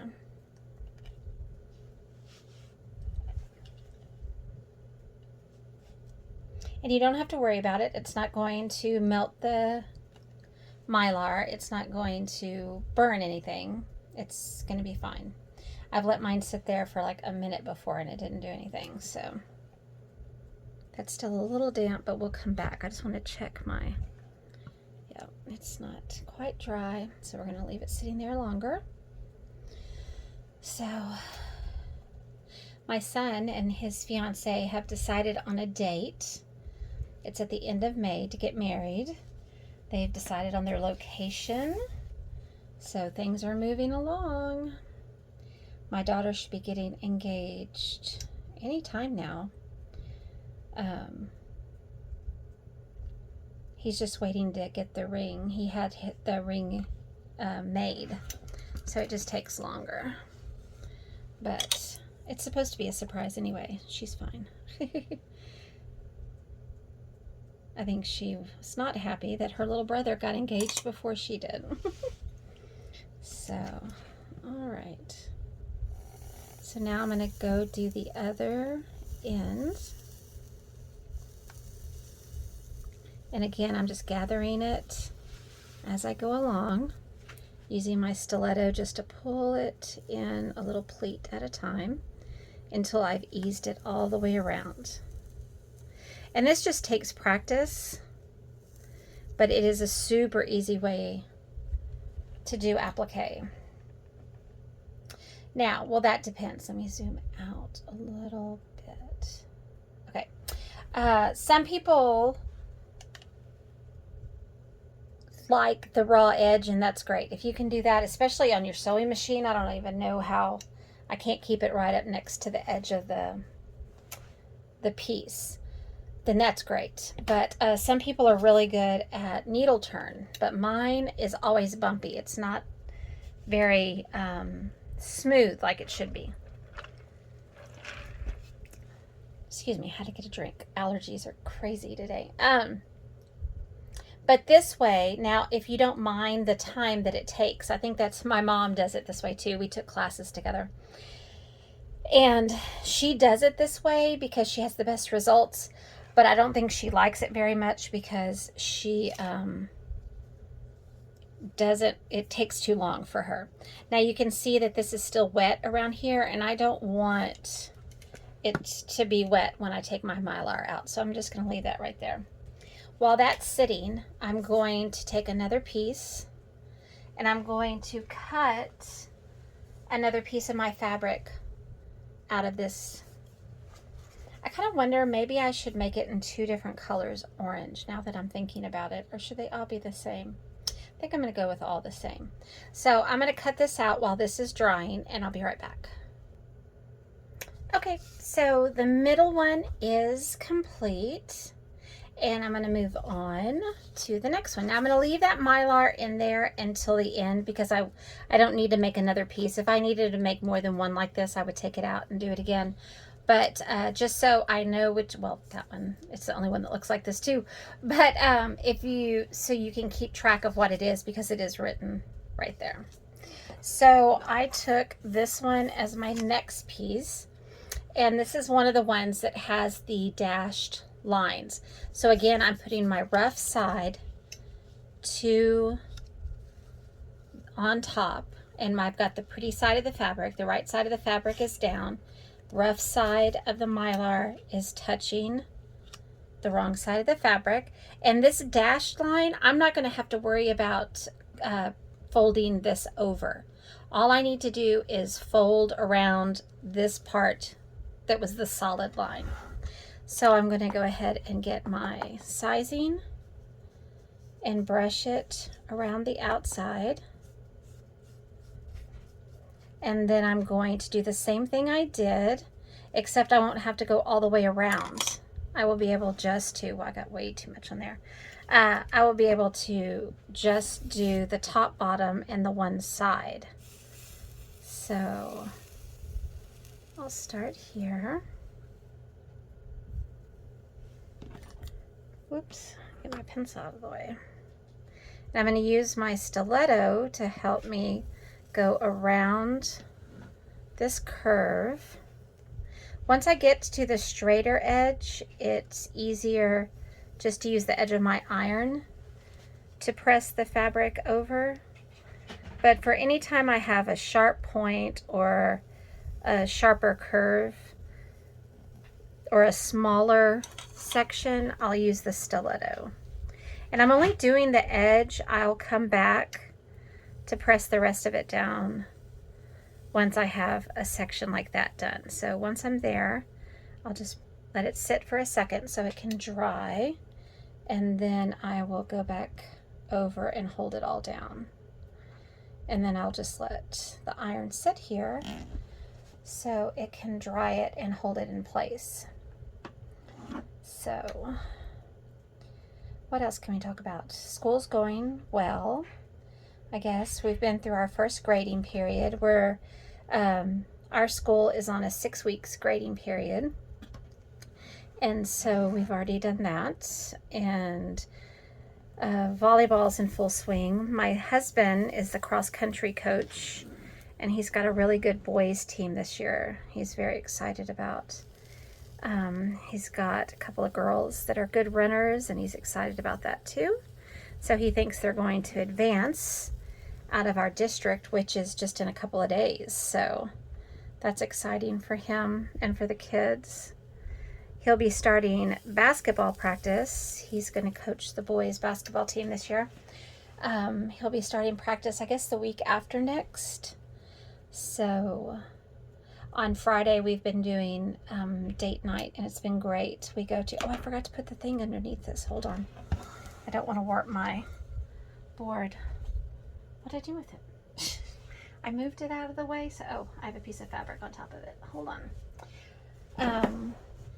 As I was saying, so Friday nights we've been doing date night, and they're going to have to stop when basketball season gets here. So anyway, so I've been enjoying that while we've been able to do it. So, well, since he has cross country Monday, I will be videoing my tutorial to finish up the journal. In fact, that one may go up before this one. I'm not really sure. Depends on how long it takes me to finish this and for people to proofread my pattern. So, and I have to figure out how to upload or download or whatever my pattern to my Linktree account. I did create the Linktree account. All right, so you're going to see here that this part doesn't get folded over because it's the dashed line. It's actually going to go behind a piece, so you're not even going to be able to see it. So you don't have to fold that part over. So that's how you make these pieces. So you just don't worry about the dashed edges. So let's talk about the little pieces. They're pretty much the same way. I'm missing one. I'm looking over here. I've lost one. Darn it. I don't know where it went. Anyway, so you would do the same thing. You would just wrap the fabric around here and leave it open on these sides. Now the stem would be a little bit different. So let me get the fabric for this. It's right here. I'm just using one of the browns that's in the, actually used for the pumpkin, for the border, for the pieced part. So I'll just place this on here with the rough side down, and I'll trace over it and cut it out.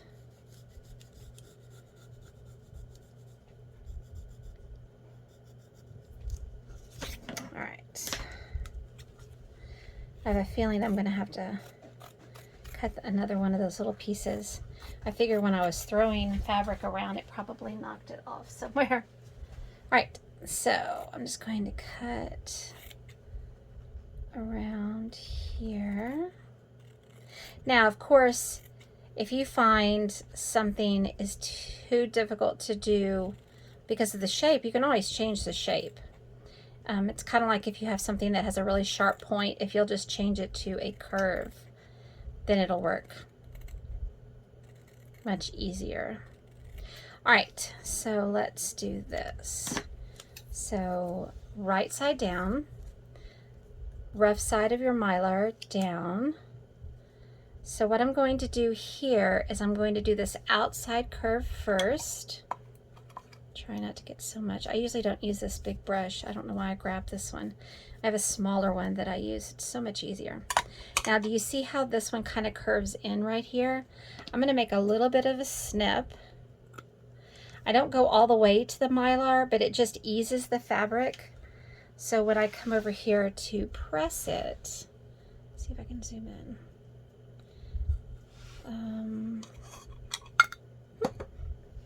Well, you can tell I'm not a professional, can't you? Okay, here we go. I'm just going to push with the tip of my iron and hold it right there. And that will get that inside curve to tuck up right next to the mylar, if you'll see right there. Isn't that pretty? So then I'm just going to go around the rest of it. My scissors out of the way, well, my arm in the way. And I'm going to curve all the way around. Let me get my stiletto. So I'm going to just pull it all the way around.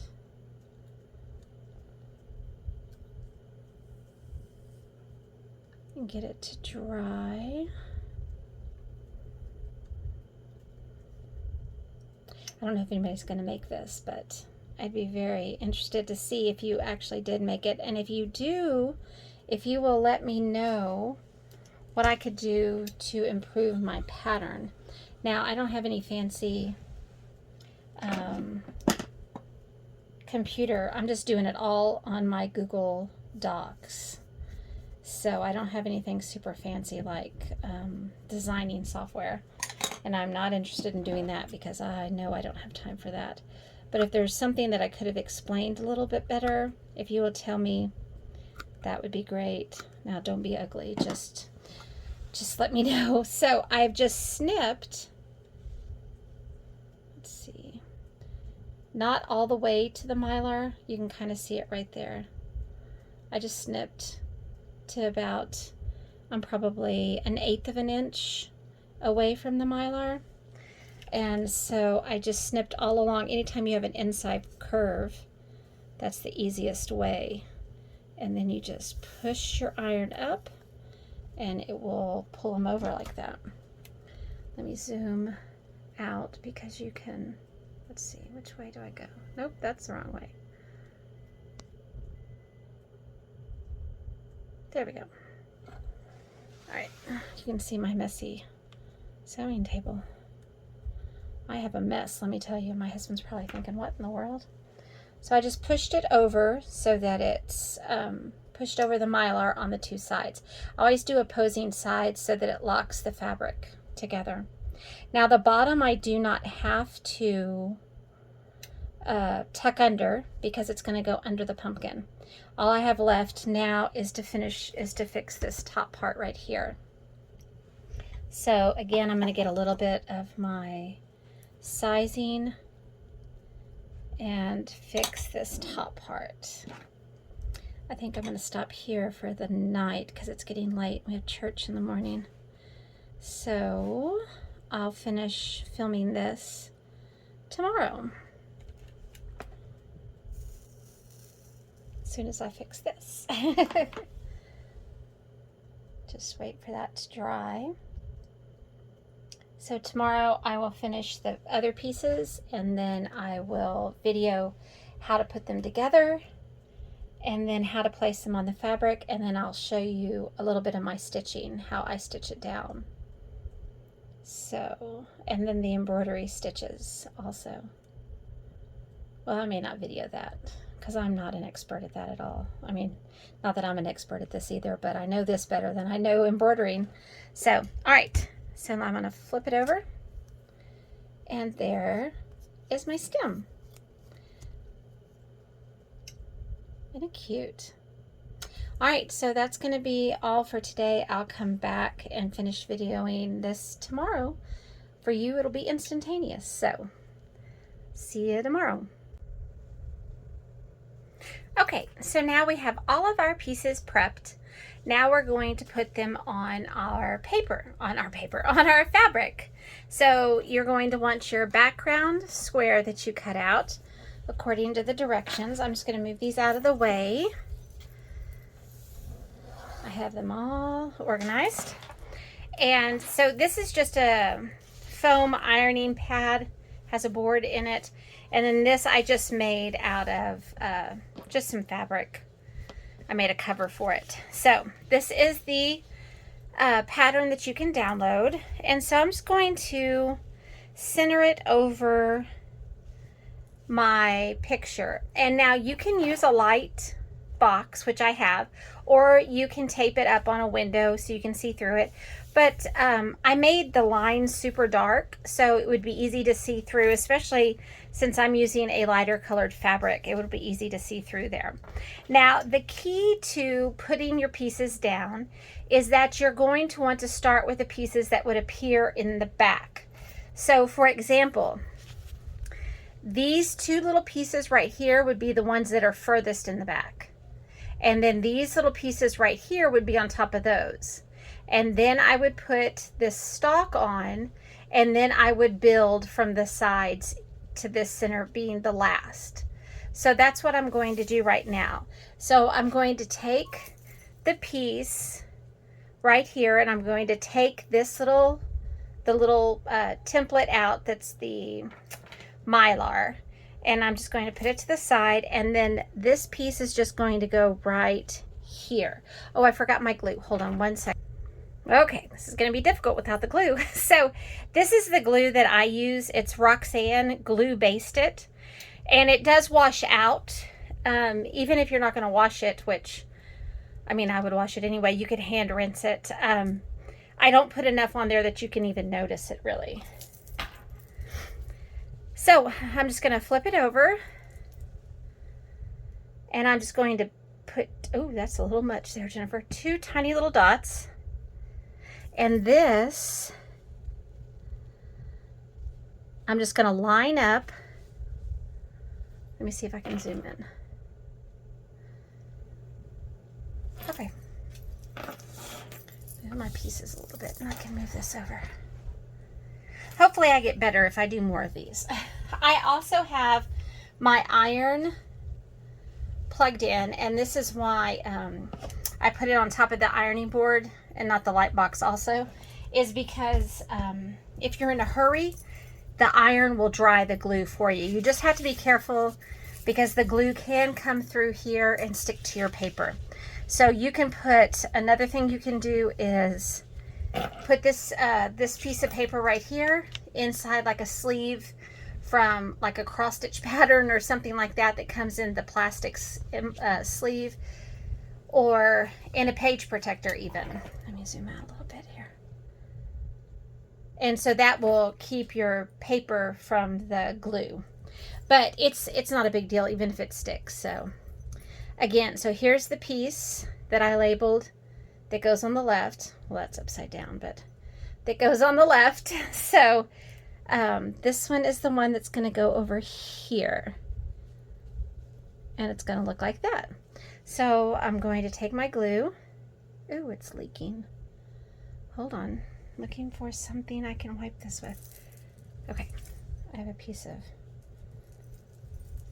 scrap there. All right, so I'm just going to put a little tiny dots there on the edge.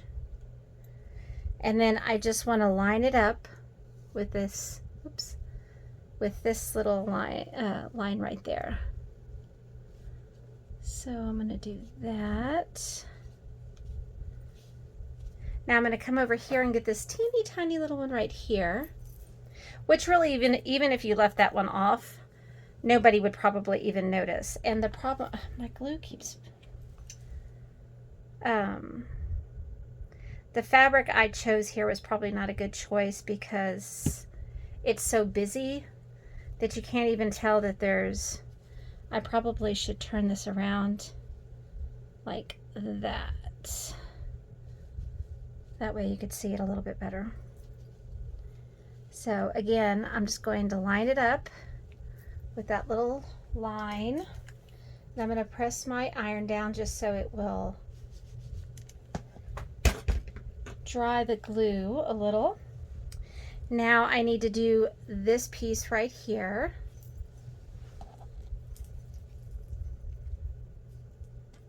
I need to add that in the pattern. I need to number them so you know which one to do first. All right, I've written the pattern, but as I'm working it out, I keep finding things, oh, I need to add that. So it's a work in progress. So the final pattern won't be finished until I finish videoing this, I guess. The key to this is all going to be, can I get these videos that I've done on different days seamed together in the right order? That's going to be the key.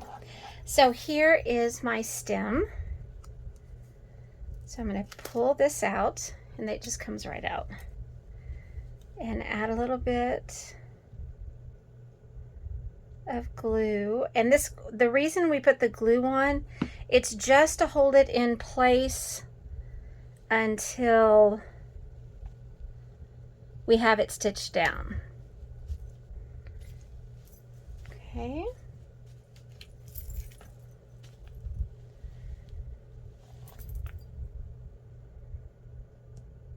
Again, if I'm not explaining something well enough, you just let me know. And if you have questions, you can always email me. I'll put my email in the description box below. All right, so now I'm going to start at the sides and work my way in. So this is going to be our last piece.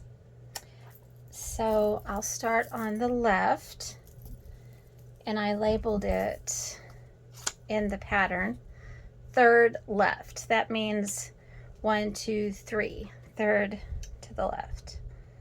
So I'm going to just add a little. Now when you're adding your glue dots, the key is don't get them too close to the edge of the fold that you've created, because that's actually where your stitches are going to go. So I'm going to line, I want to line it up using this dark line right here.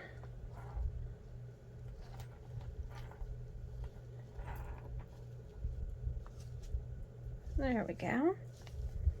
Then I'm going to go ahead and grab the one that says second left. So that's 1, 2 to the left. And again, I'm just going to add a few glue dots. I probably put more glue than you actually need. the glue is just there instead of pin basting. If you enjoy pin basting, then that is fine. You can go ahead and do that. And remember that these lines are just a guide. You can place it however you like.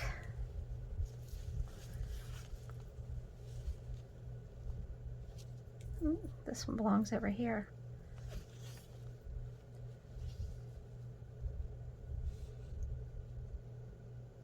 I was going too far over. I was putting it on this one. Okay. I may have to add some more glue because I moved it. I think I may have something clogged in my glue. I love this Roxanne glue based it. It works really well. Now you just want to make sure that you're covering all of those raw edges that you laid down previously. For example, we need to cover all of this and all of this, which we've covered over here. Now let me zoom in. See, we've covered all of those raw ones underneath this one. And then when we stitch it down, it will hold those down too. All right, let me zoom back out. So now we need to do this first one to the left, which is this one right here. First to the left. So I'm going to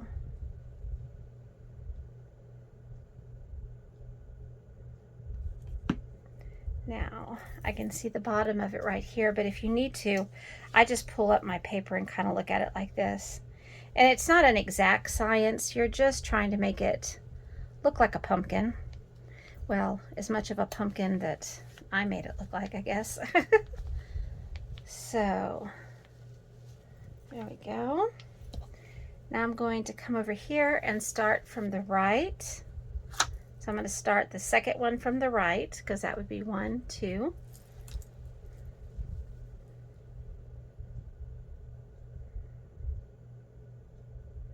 Some people only put like 2 or 3 dots of glue, but I'm pretty much an overkill person, I think, on most things. I use too much of anything. Like when I pin, when I sew, I overpin.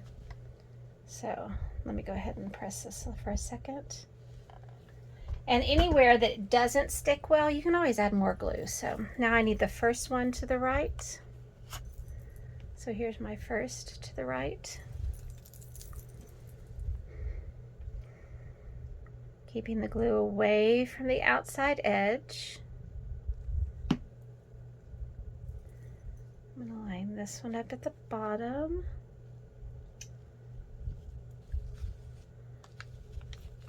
And then all I have left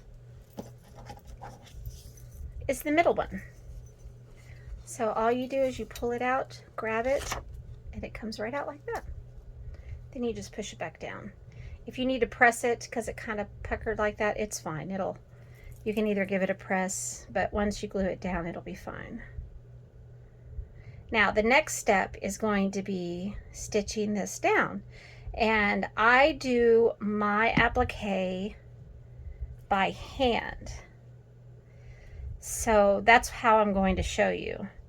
If you're interested in learning how to do it on the machine, oh, I am not your person. I have tried and tried and it does not come out well. So I'm going to show you how I hand applique mine as soon as I get this dried. And I'll just show you a few stitches. And I find it very relaxing, just like cross stitch or wool applique, anything like that. Let me put my lid back on my glue. So now I need to pull that off my paper.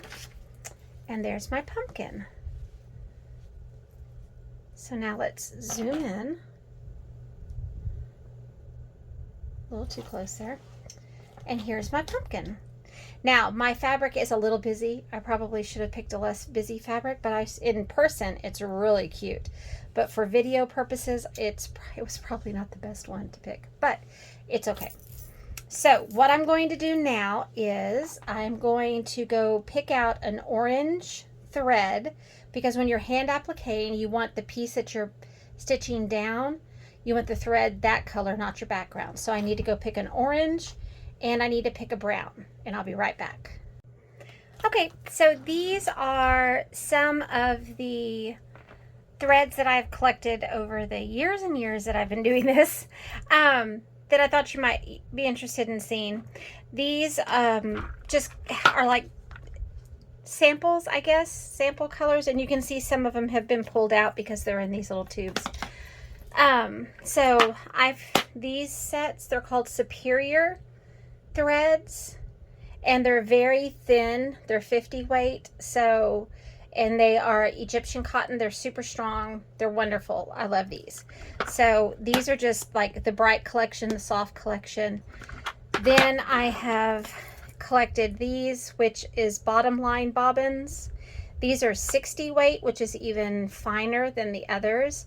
These are great also, and you can tell I pulled some out of here. These are Sue Daly's threads. They are also bottom line, and they are 60 weight, which means they are super thin. Also, the thinner the thread, the better when you're hand appliquing. You're less likely to see your stitches. So these are some little tubes that my mom gave me for Christmas one year, but they're wonderful. They're actually plastic, so you can't break them. And I thought this orange one looked pretty good. I may need a darker one than that, but we'll see. I also have this one, which I think may be too dark, so we'll just have to play around with it and see. So this is a good storage idea. I will, depending on what I'm doing, if there are certain threads that I need, I'll put in a kit, then I'll put them all together. So they're great for storing your threads. Let me see if there's a better, I didn't grab, oh no, that's orange, it's way too bright. I didn't grab all of them, I just grabbed some of them because I thought surely I can make one of these work. So then I just pull this one. This is a Superior thread. So I've got glue on my fingers. That one's fine. Oh, I don't know which one I want to use. I think probably this one. All right, so now needles. I am not a needle snob. I am not a needle snob for cross stitch, for quilting, for anything. I just use whatever I have laying around. I usually, in my pin cushion, if I see one, I'll just grab it and use it for anything. I know my mom is like, really? I mean, there are certain needles for certain things, but for example, these are Sue Daly Milner needles, which are great for paper piecing, English paper piecing, which is also, she makes the finer threads for that also. These are great needles, but this is a cute little needle case my mother made for me. She's so clever. Look, there's my initial. And oh wait, hold on, I was just using this. I just pulled it out of my project bag. Here's my project bag. You can see this is one of the quilts that I'm working on right now. It's a fig tree Halloween quilt. And this is what I mean by kitting it up. I put the threads that I need for this individual project in one of these. I didn't put my thimble bag where it belongs. Here's my thimble. All right, now one thing I am particular about are my thimbles. This is my favorite thimble. I do not know the brand of it. Let's see if I can read anywhere on here. Oh, Clover. It says it's a Clover. And it's pink. They have an orange one, I know, and maybe a yellow. I'm not really sure. But I wear it on my middle finger when I am appliquing. So I also enjoy using beeswax thread. It strengthens your thread and it twists less. This is where this is another project. That's a paper piecing project there. This is where I keep my needles, right here. I have a couple of pins for English paper piecing, and then I have some embroidery needles in here. But I put my thimble right here, and it holds it in here. Isn't that the cutest thing? She's so clever. All right, so I need that. I thought since I'm doing this, I might as well, that's from a, get a new needle. So when I do this, I just go to the length of my elbow. So what is this? Let me measure. I've got a ruler here. It's about 18 inches. That's just an estimate. It doesn't matter. Where are my needles? So I'll get a new needle out. Wow. I've had these needles for like years and years. I don't think I've ever used one. Let's see how well they work.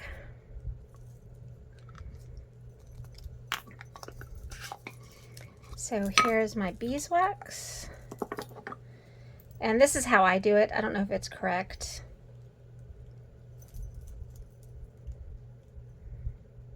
So you just thread your needle. Sometimes the eye is smaller than your thread. It's kind of a pain. There it goes. Okay. Maybe I need to zoom out just a little bit. Nope, that's in. Okay. All right. So I just hold my thread on here and I pull it through. One time is enough. If you want to do it twice, that's fine also. Then I just pull it through my fingers just to get any excess off. Now, I teach this knot to my students. It's called a quilter's knot. They're just amazed every year. It's the funniest thing. So you want to have, move that out of the way. You want to have your needle facing, get my thimble off, facing the end of your thread. So you've made like a circle with your thread. So you grab the end of your thread with the one that's holding your needle. So you can see how I have a circle here. You take the thread and you wrap it once, twice, 3 times around the needle, and then you hold it with these fingers. Then you grab the needle and you're still holding those wraps with this finger, and then you just pull to the end and you'll see you have a knot. It's called a quilter's knot. Okay, so put my thimble back on. So now I'm just going to start here at the back, and I'm going to start from the back of my fabric so that the knot will be back there. So I'm going to come up in the little, hold on, let me see if maybe if I zoom in. There we go. I want to be in the seam. This is more difficult than it seems. Right in the fold of your fabric. So you're going to pull it out, and then you're going to want, sorry about the glue on my fingers. You're going to go back right exactly where you came up, and you're going to go into your fabric and then rock back up, and just like 1/4 of an inch, 1/8 of an inch, you're going to come back up, and you want to get as close to being in that fold as you can get. I'm a little towards the front, but that's okay. And then so you're just going to pull it, and you won't be able to see the stitch. So I'm going to keep doing that. I'm going to go down right where I came up. I'm just going behind the shape, so I'm actually between the shape and the background. I'm going down, rocking up,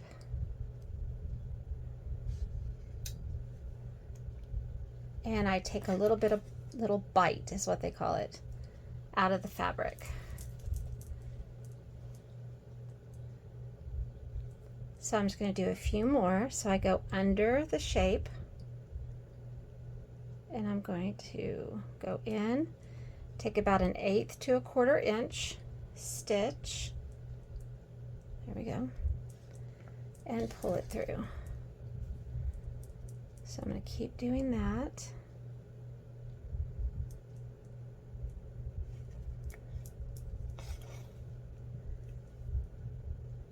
All the way around. So you just want to keep your stitches on the edge of the shape. And you want them to be tiny, tiny, tiny. So when you see it in person, you really don't see the stitches. You can see the stitches back here. They're about 1/4 to 1/8 of an inch, anywhere in that area. So all I'm going to do is I'm going to go around all of the edges, and when I get to the big ones, I'll go this way, and as I go this way, I'll be attaching this fabric to this one and to the back. And so as you go around all of them, they'll all be pasted. No, they'll all be secured to the background fabric with these stitches. So the next thing we're going to do is we are going to attach this to our strips that we made like this. And then we're going to be almost finished. All right, I'll be right back. Okay, so now I have finished stitching down my applique pieces, and I need to now square this to 6.5 inches. Now the reason I cut it larger, I cut mine at 8 inches square, is because when you do applique, it will draw your fabric in. You can kind of see it a little bit. And so if you cut it exactly what you need it to begin with, you may find that you are actually short. So I want 6.5 inch square. So mine's going to be right here. Now you can get masking tape or painter's tape and put them on like this if you want. I do have a 6.5 inch square ruler. I just don't want to go get it. So I'm just being lazy. So the way I do this is I just kind of eyeball it. So this is the widest part of my pumpkin. And so from here to here, I have 3/4, and to 6.5 here, I'm going to move it over. And so now I have 1/2 inch here and a little over half. So I'm going to just go a little bit further this way, and then I should be good. And then here I am looking at 1, 2, 3, 4, 5/8, and to 6.5 here, I'm way over. So I'm going to move mine up, and let's see. I'm at 7/8 here and 5/8. So I'm just going to bring it down just a hair like this. You can also do 1/2 of 6.5 is 3 1/4. So here's 3 1/4 here and 3 1/4 here. So this should be my halfway mark. It's kind of hard to see though when it's not the same on all the sides. So, all right, I'm just going to double check again. 1, 2, 3, 4, 5/8, and I'm at 4/8 over here. I think I may move it just a hair further. Here I am at 4 6/8 ish. Here I'm at 2 4 about 6/8. Okay. So I measure and measure and measure again, and then I'll cut. So then I'm just going to use my rotary cutter to cut this down to 6.5 inches. If you can hear chickens in the background, it's because I have the windows open. So today is actually a nice day. So, all right. There we go. So this is what it should look like, whoops, afterwards. Now I'm going to go to the sewing machine and do the same way that I showed you previously. So these are our border strips that we sewed previously. I'm going to sew, I'm actually going to do mine sideways.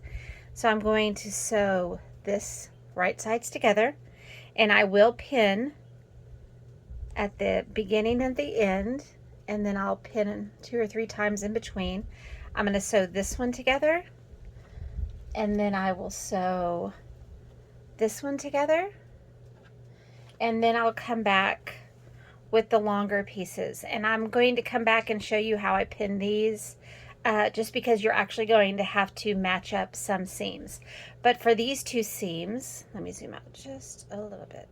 For these two seams, there's nothing to match up.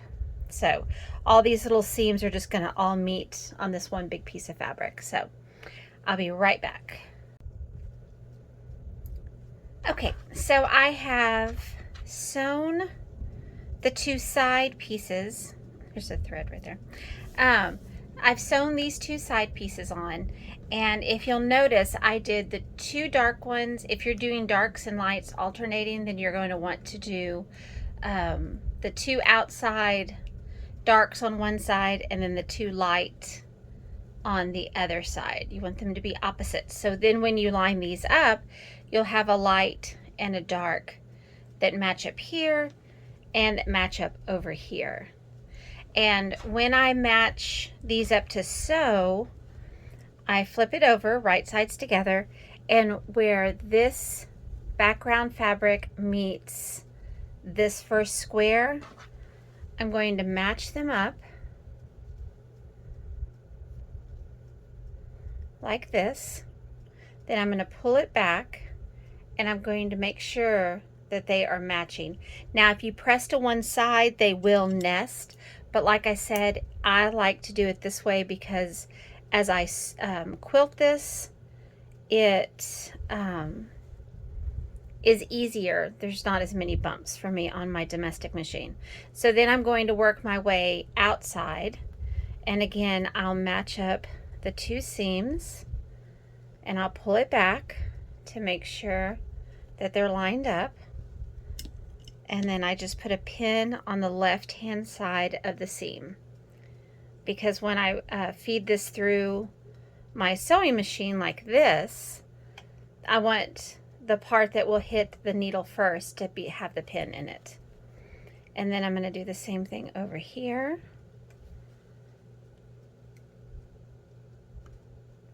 And pull it back. Nope, that's not lined up perfectly. And even if you line it up perfectly, it doesn't always come out perfectly. I mean, yours may, but mine never do. But I figure nobody really notices. Not in my family anyway. My mom probably would because she is a quilter. But now, all of this in here is just matching up to this one open piece. So I don't have to worry about matching anything there. So I go to the seam that's going to match up here again with the background and the first square. And so that's the next part that I will pin.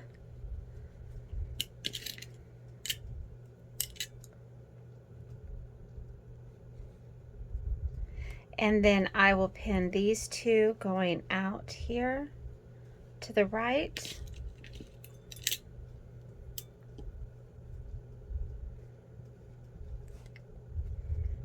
And this one.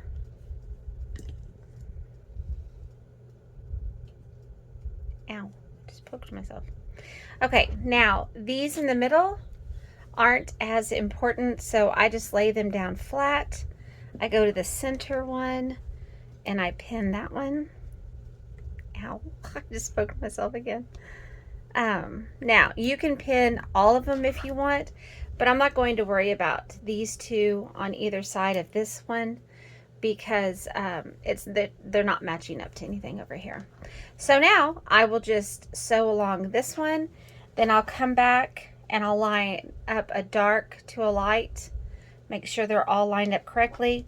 I'll flip this one over, and then I will pin this, and then I will sew it together, and then we will be finished with our little quilt top. So when I come back, I'll have both of these sewn on. So here is my final quilt top, and it should measure 12.5 inches square. If it's a little more or a little less, it doesn't matter. It'll be fine. Then I just picked out this fabric as my backing. I think it's just absolutely gorgeous. So that's going to be my backing. Now your backing just needs to be a little larger than your quilt top, when you're making a small quilt like this or a mini quilt, then I only allot 2 inches maybe over. It doesn't take that much. When you actually have a bigger one, then you have to worry about adding a lot more. So, and then I have a piece of scrap batting that is actually smaller than I normally would use compared to this quilt top, but it is a piece that I had left over and I wanted to use it. So it's just about an inch all the way around, I guess, extra, which is fine for this size. Now, this video is not going to talk about how to actually use a domestic machine to quilt it or whatever. I'm just going to use a walking foot, and I'm going to use it to quilt on. And then I will put my binding on it, and then I will be finished. I'm thinking I'm going to use this fabric also as the binding if I have enough left. Oh, I do. I have enough. Okay. So I'll just see how that works out. So, and then I will be back when it's all finished.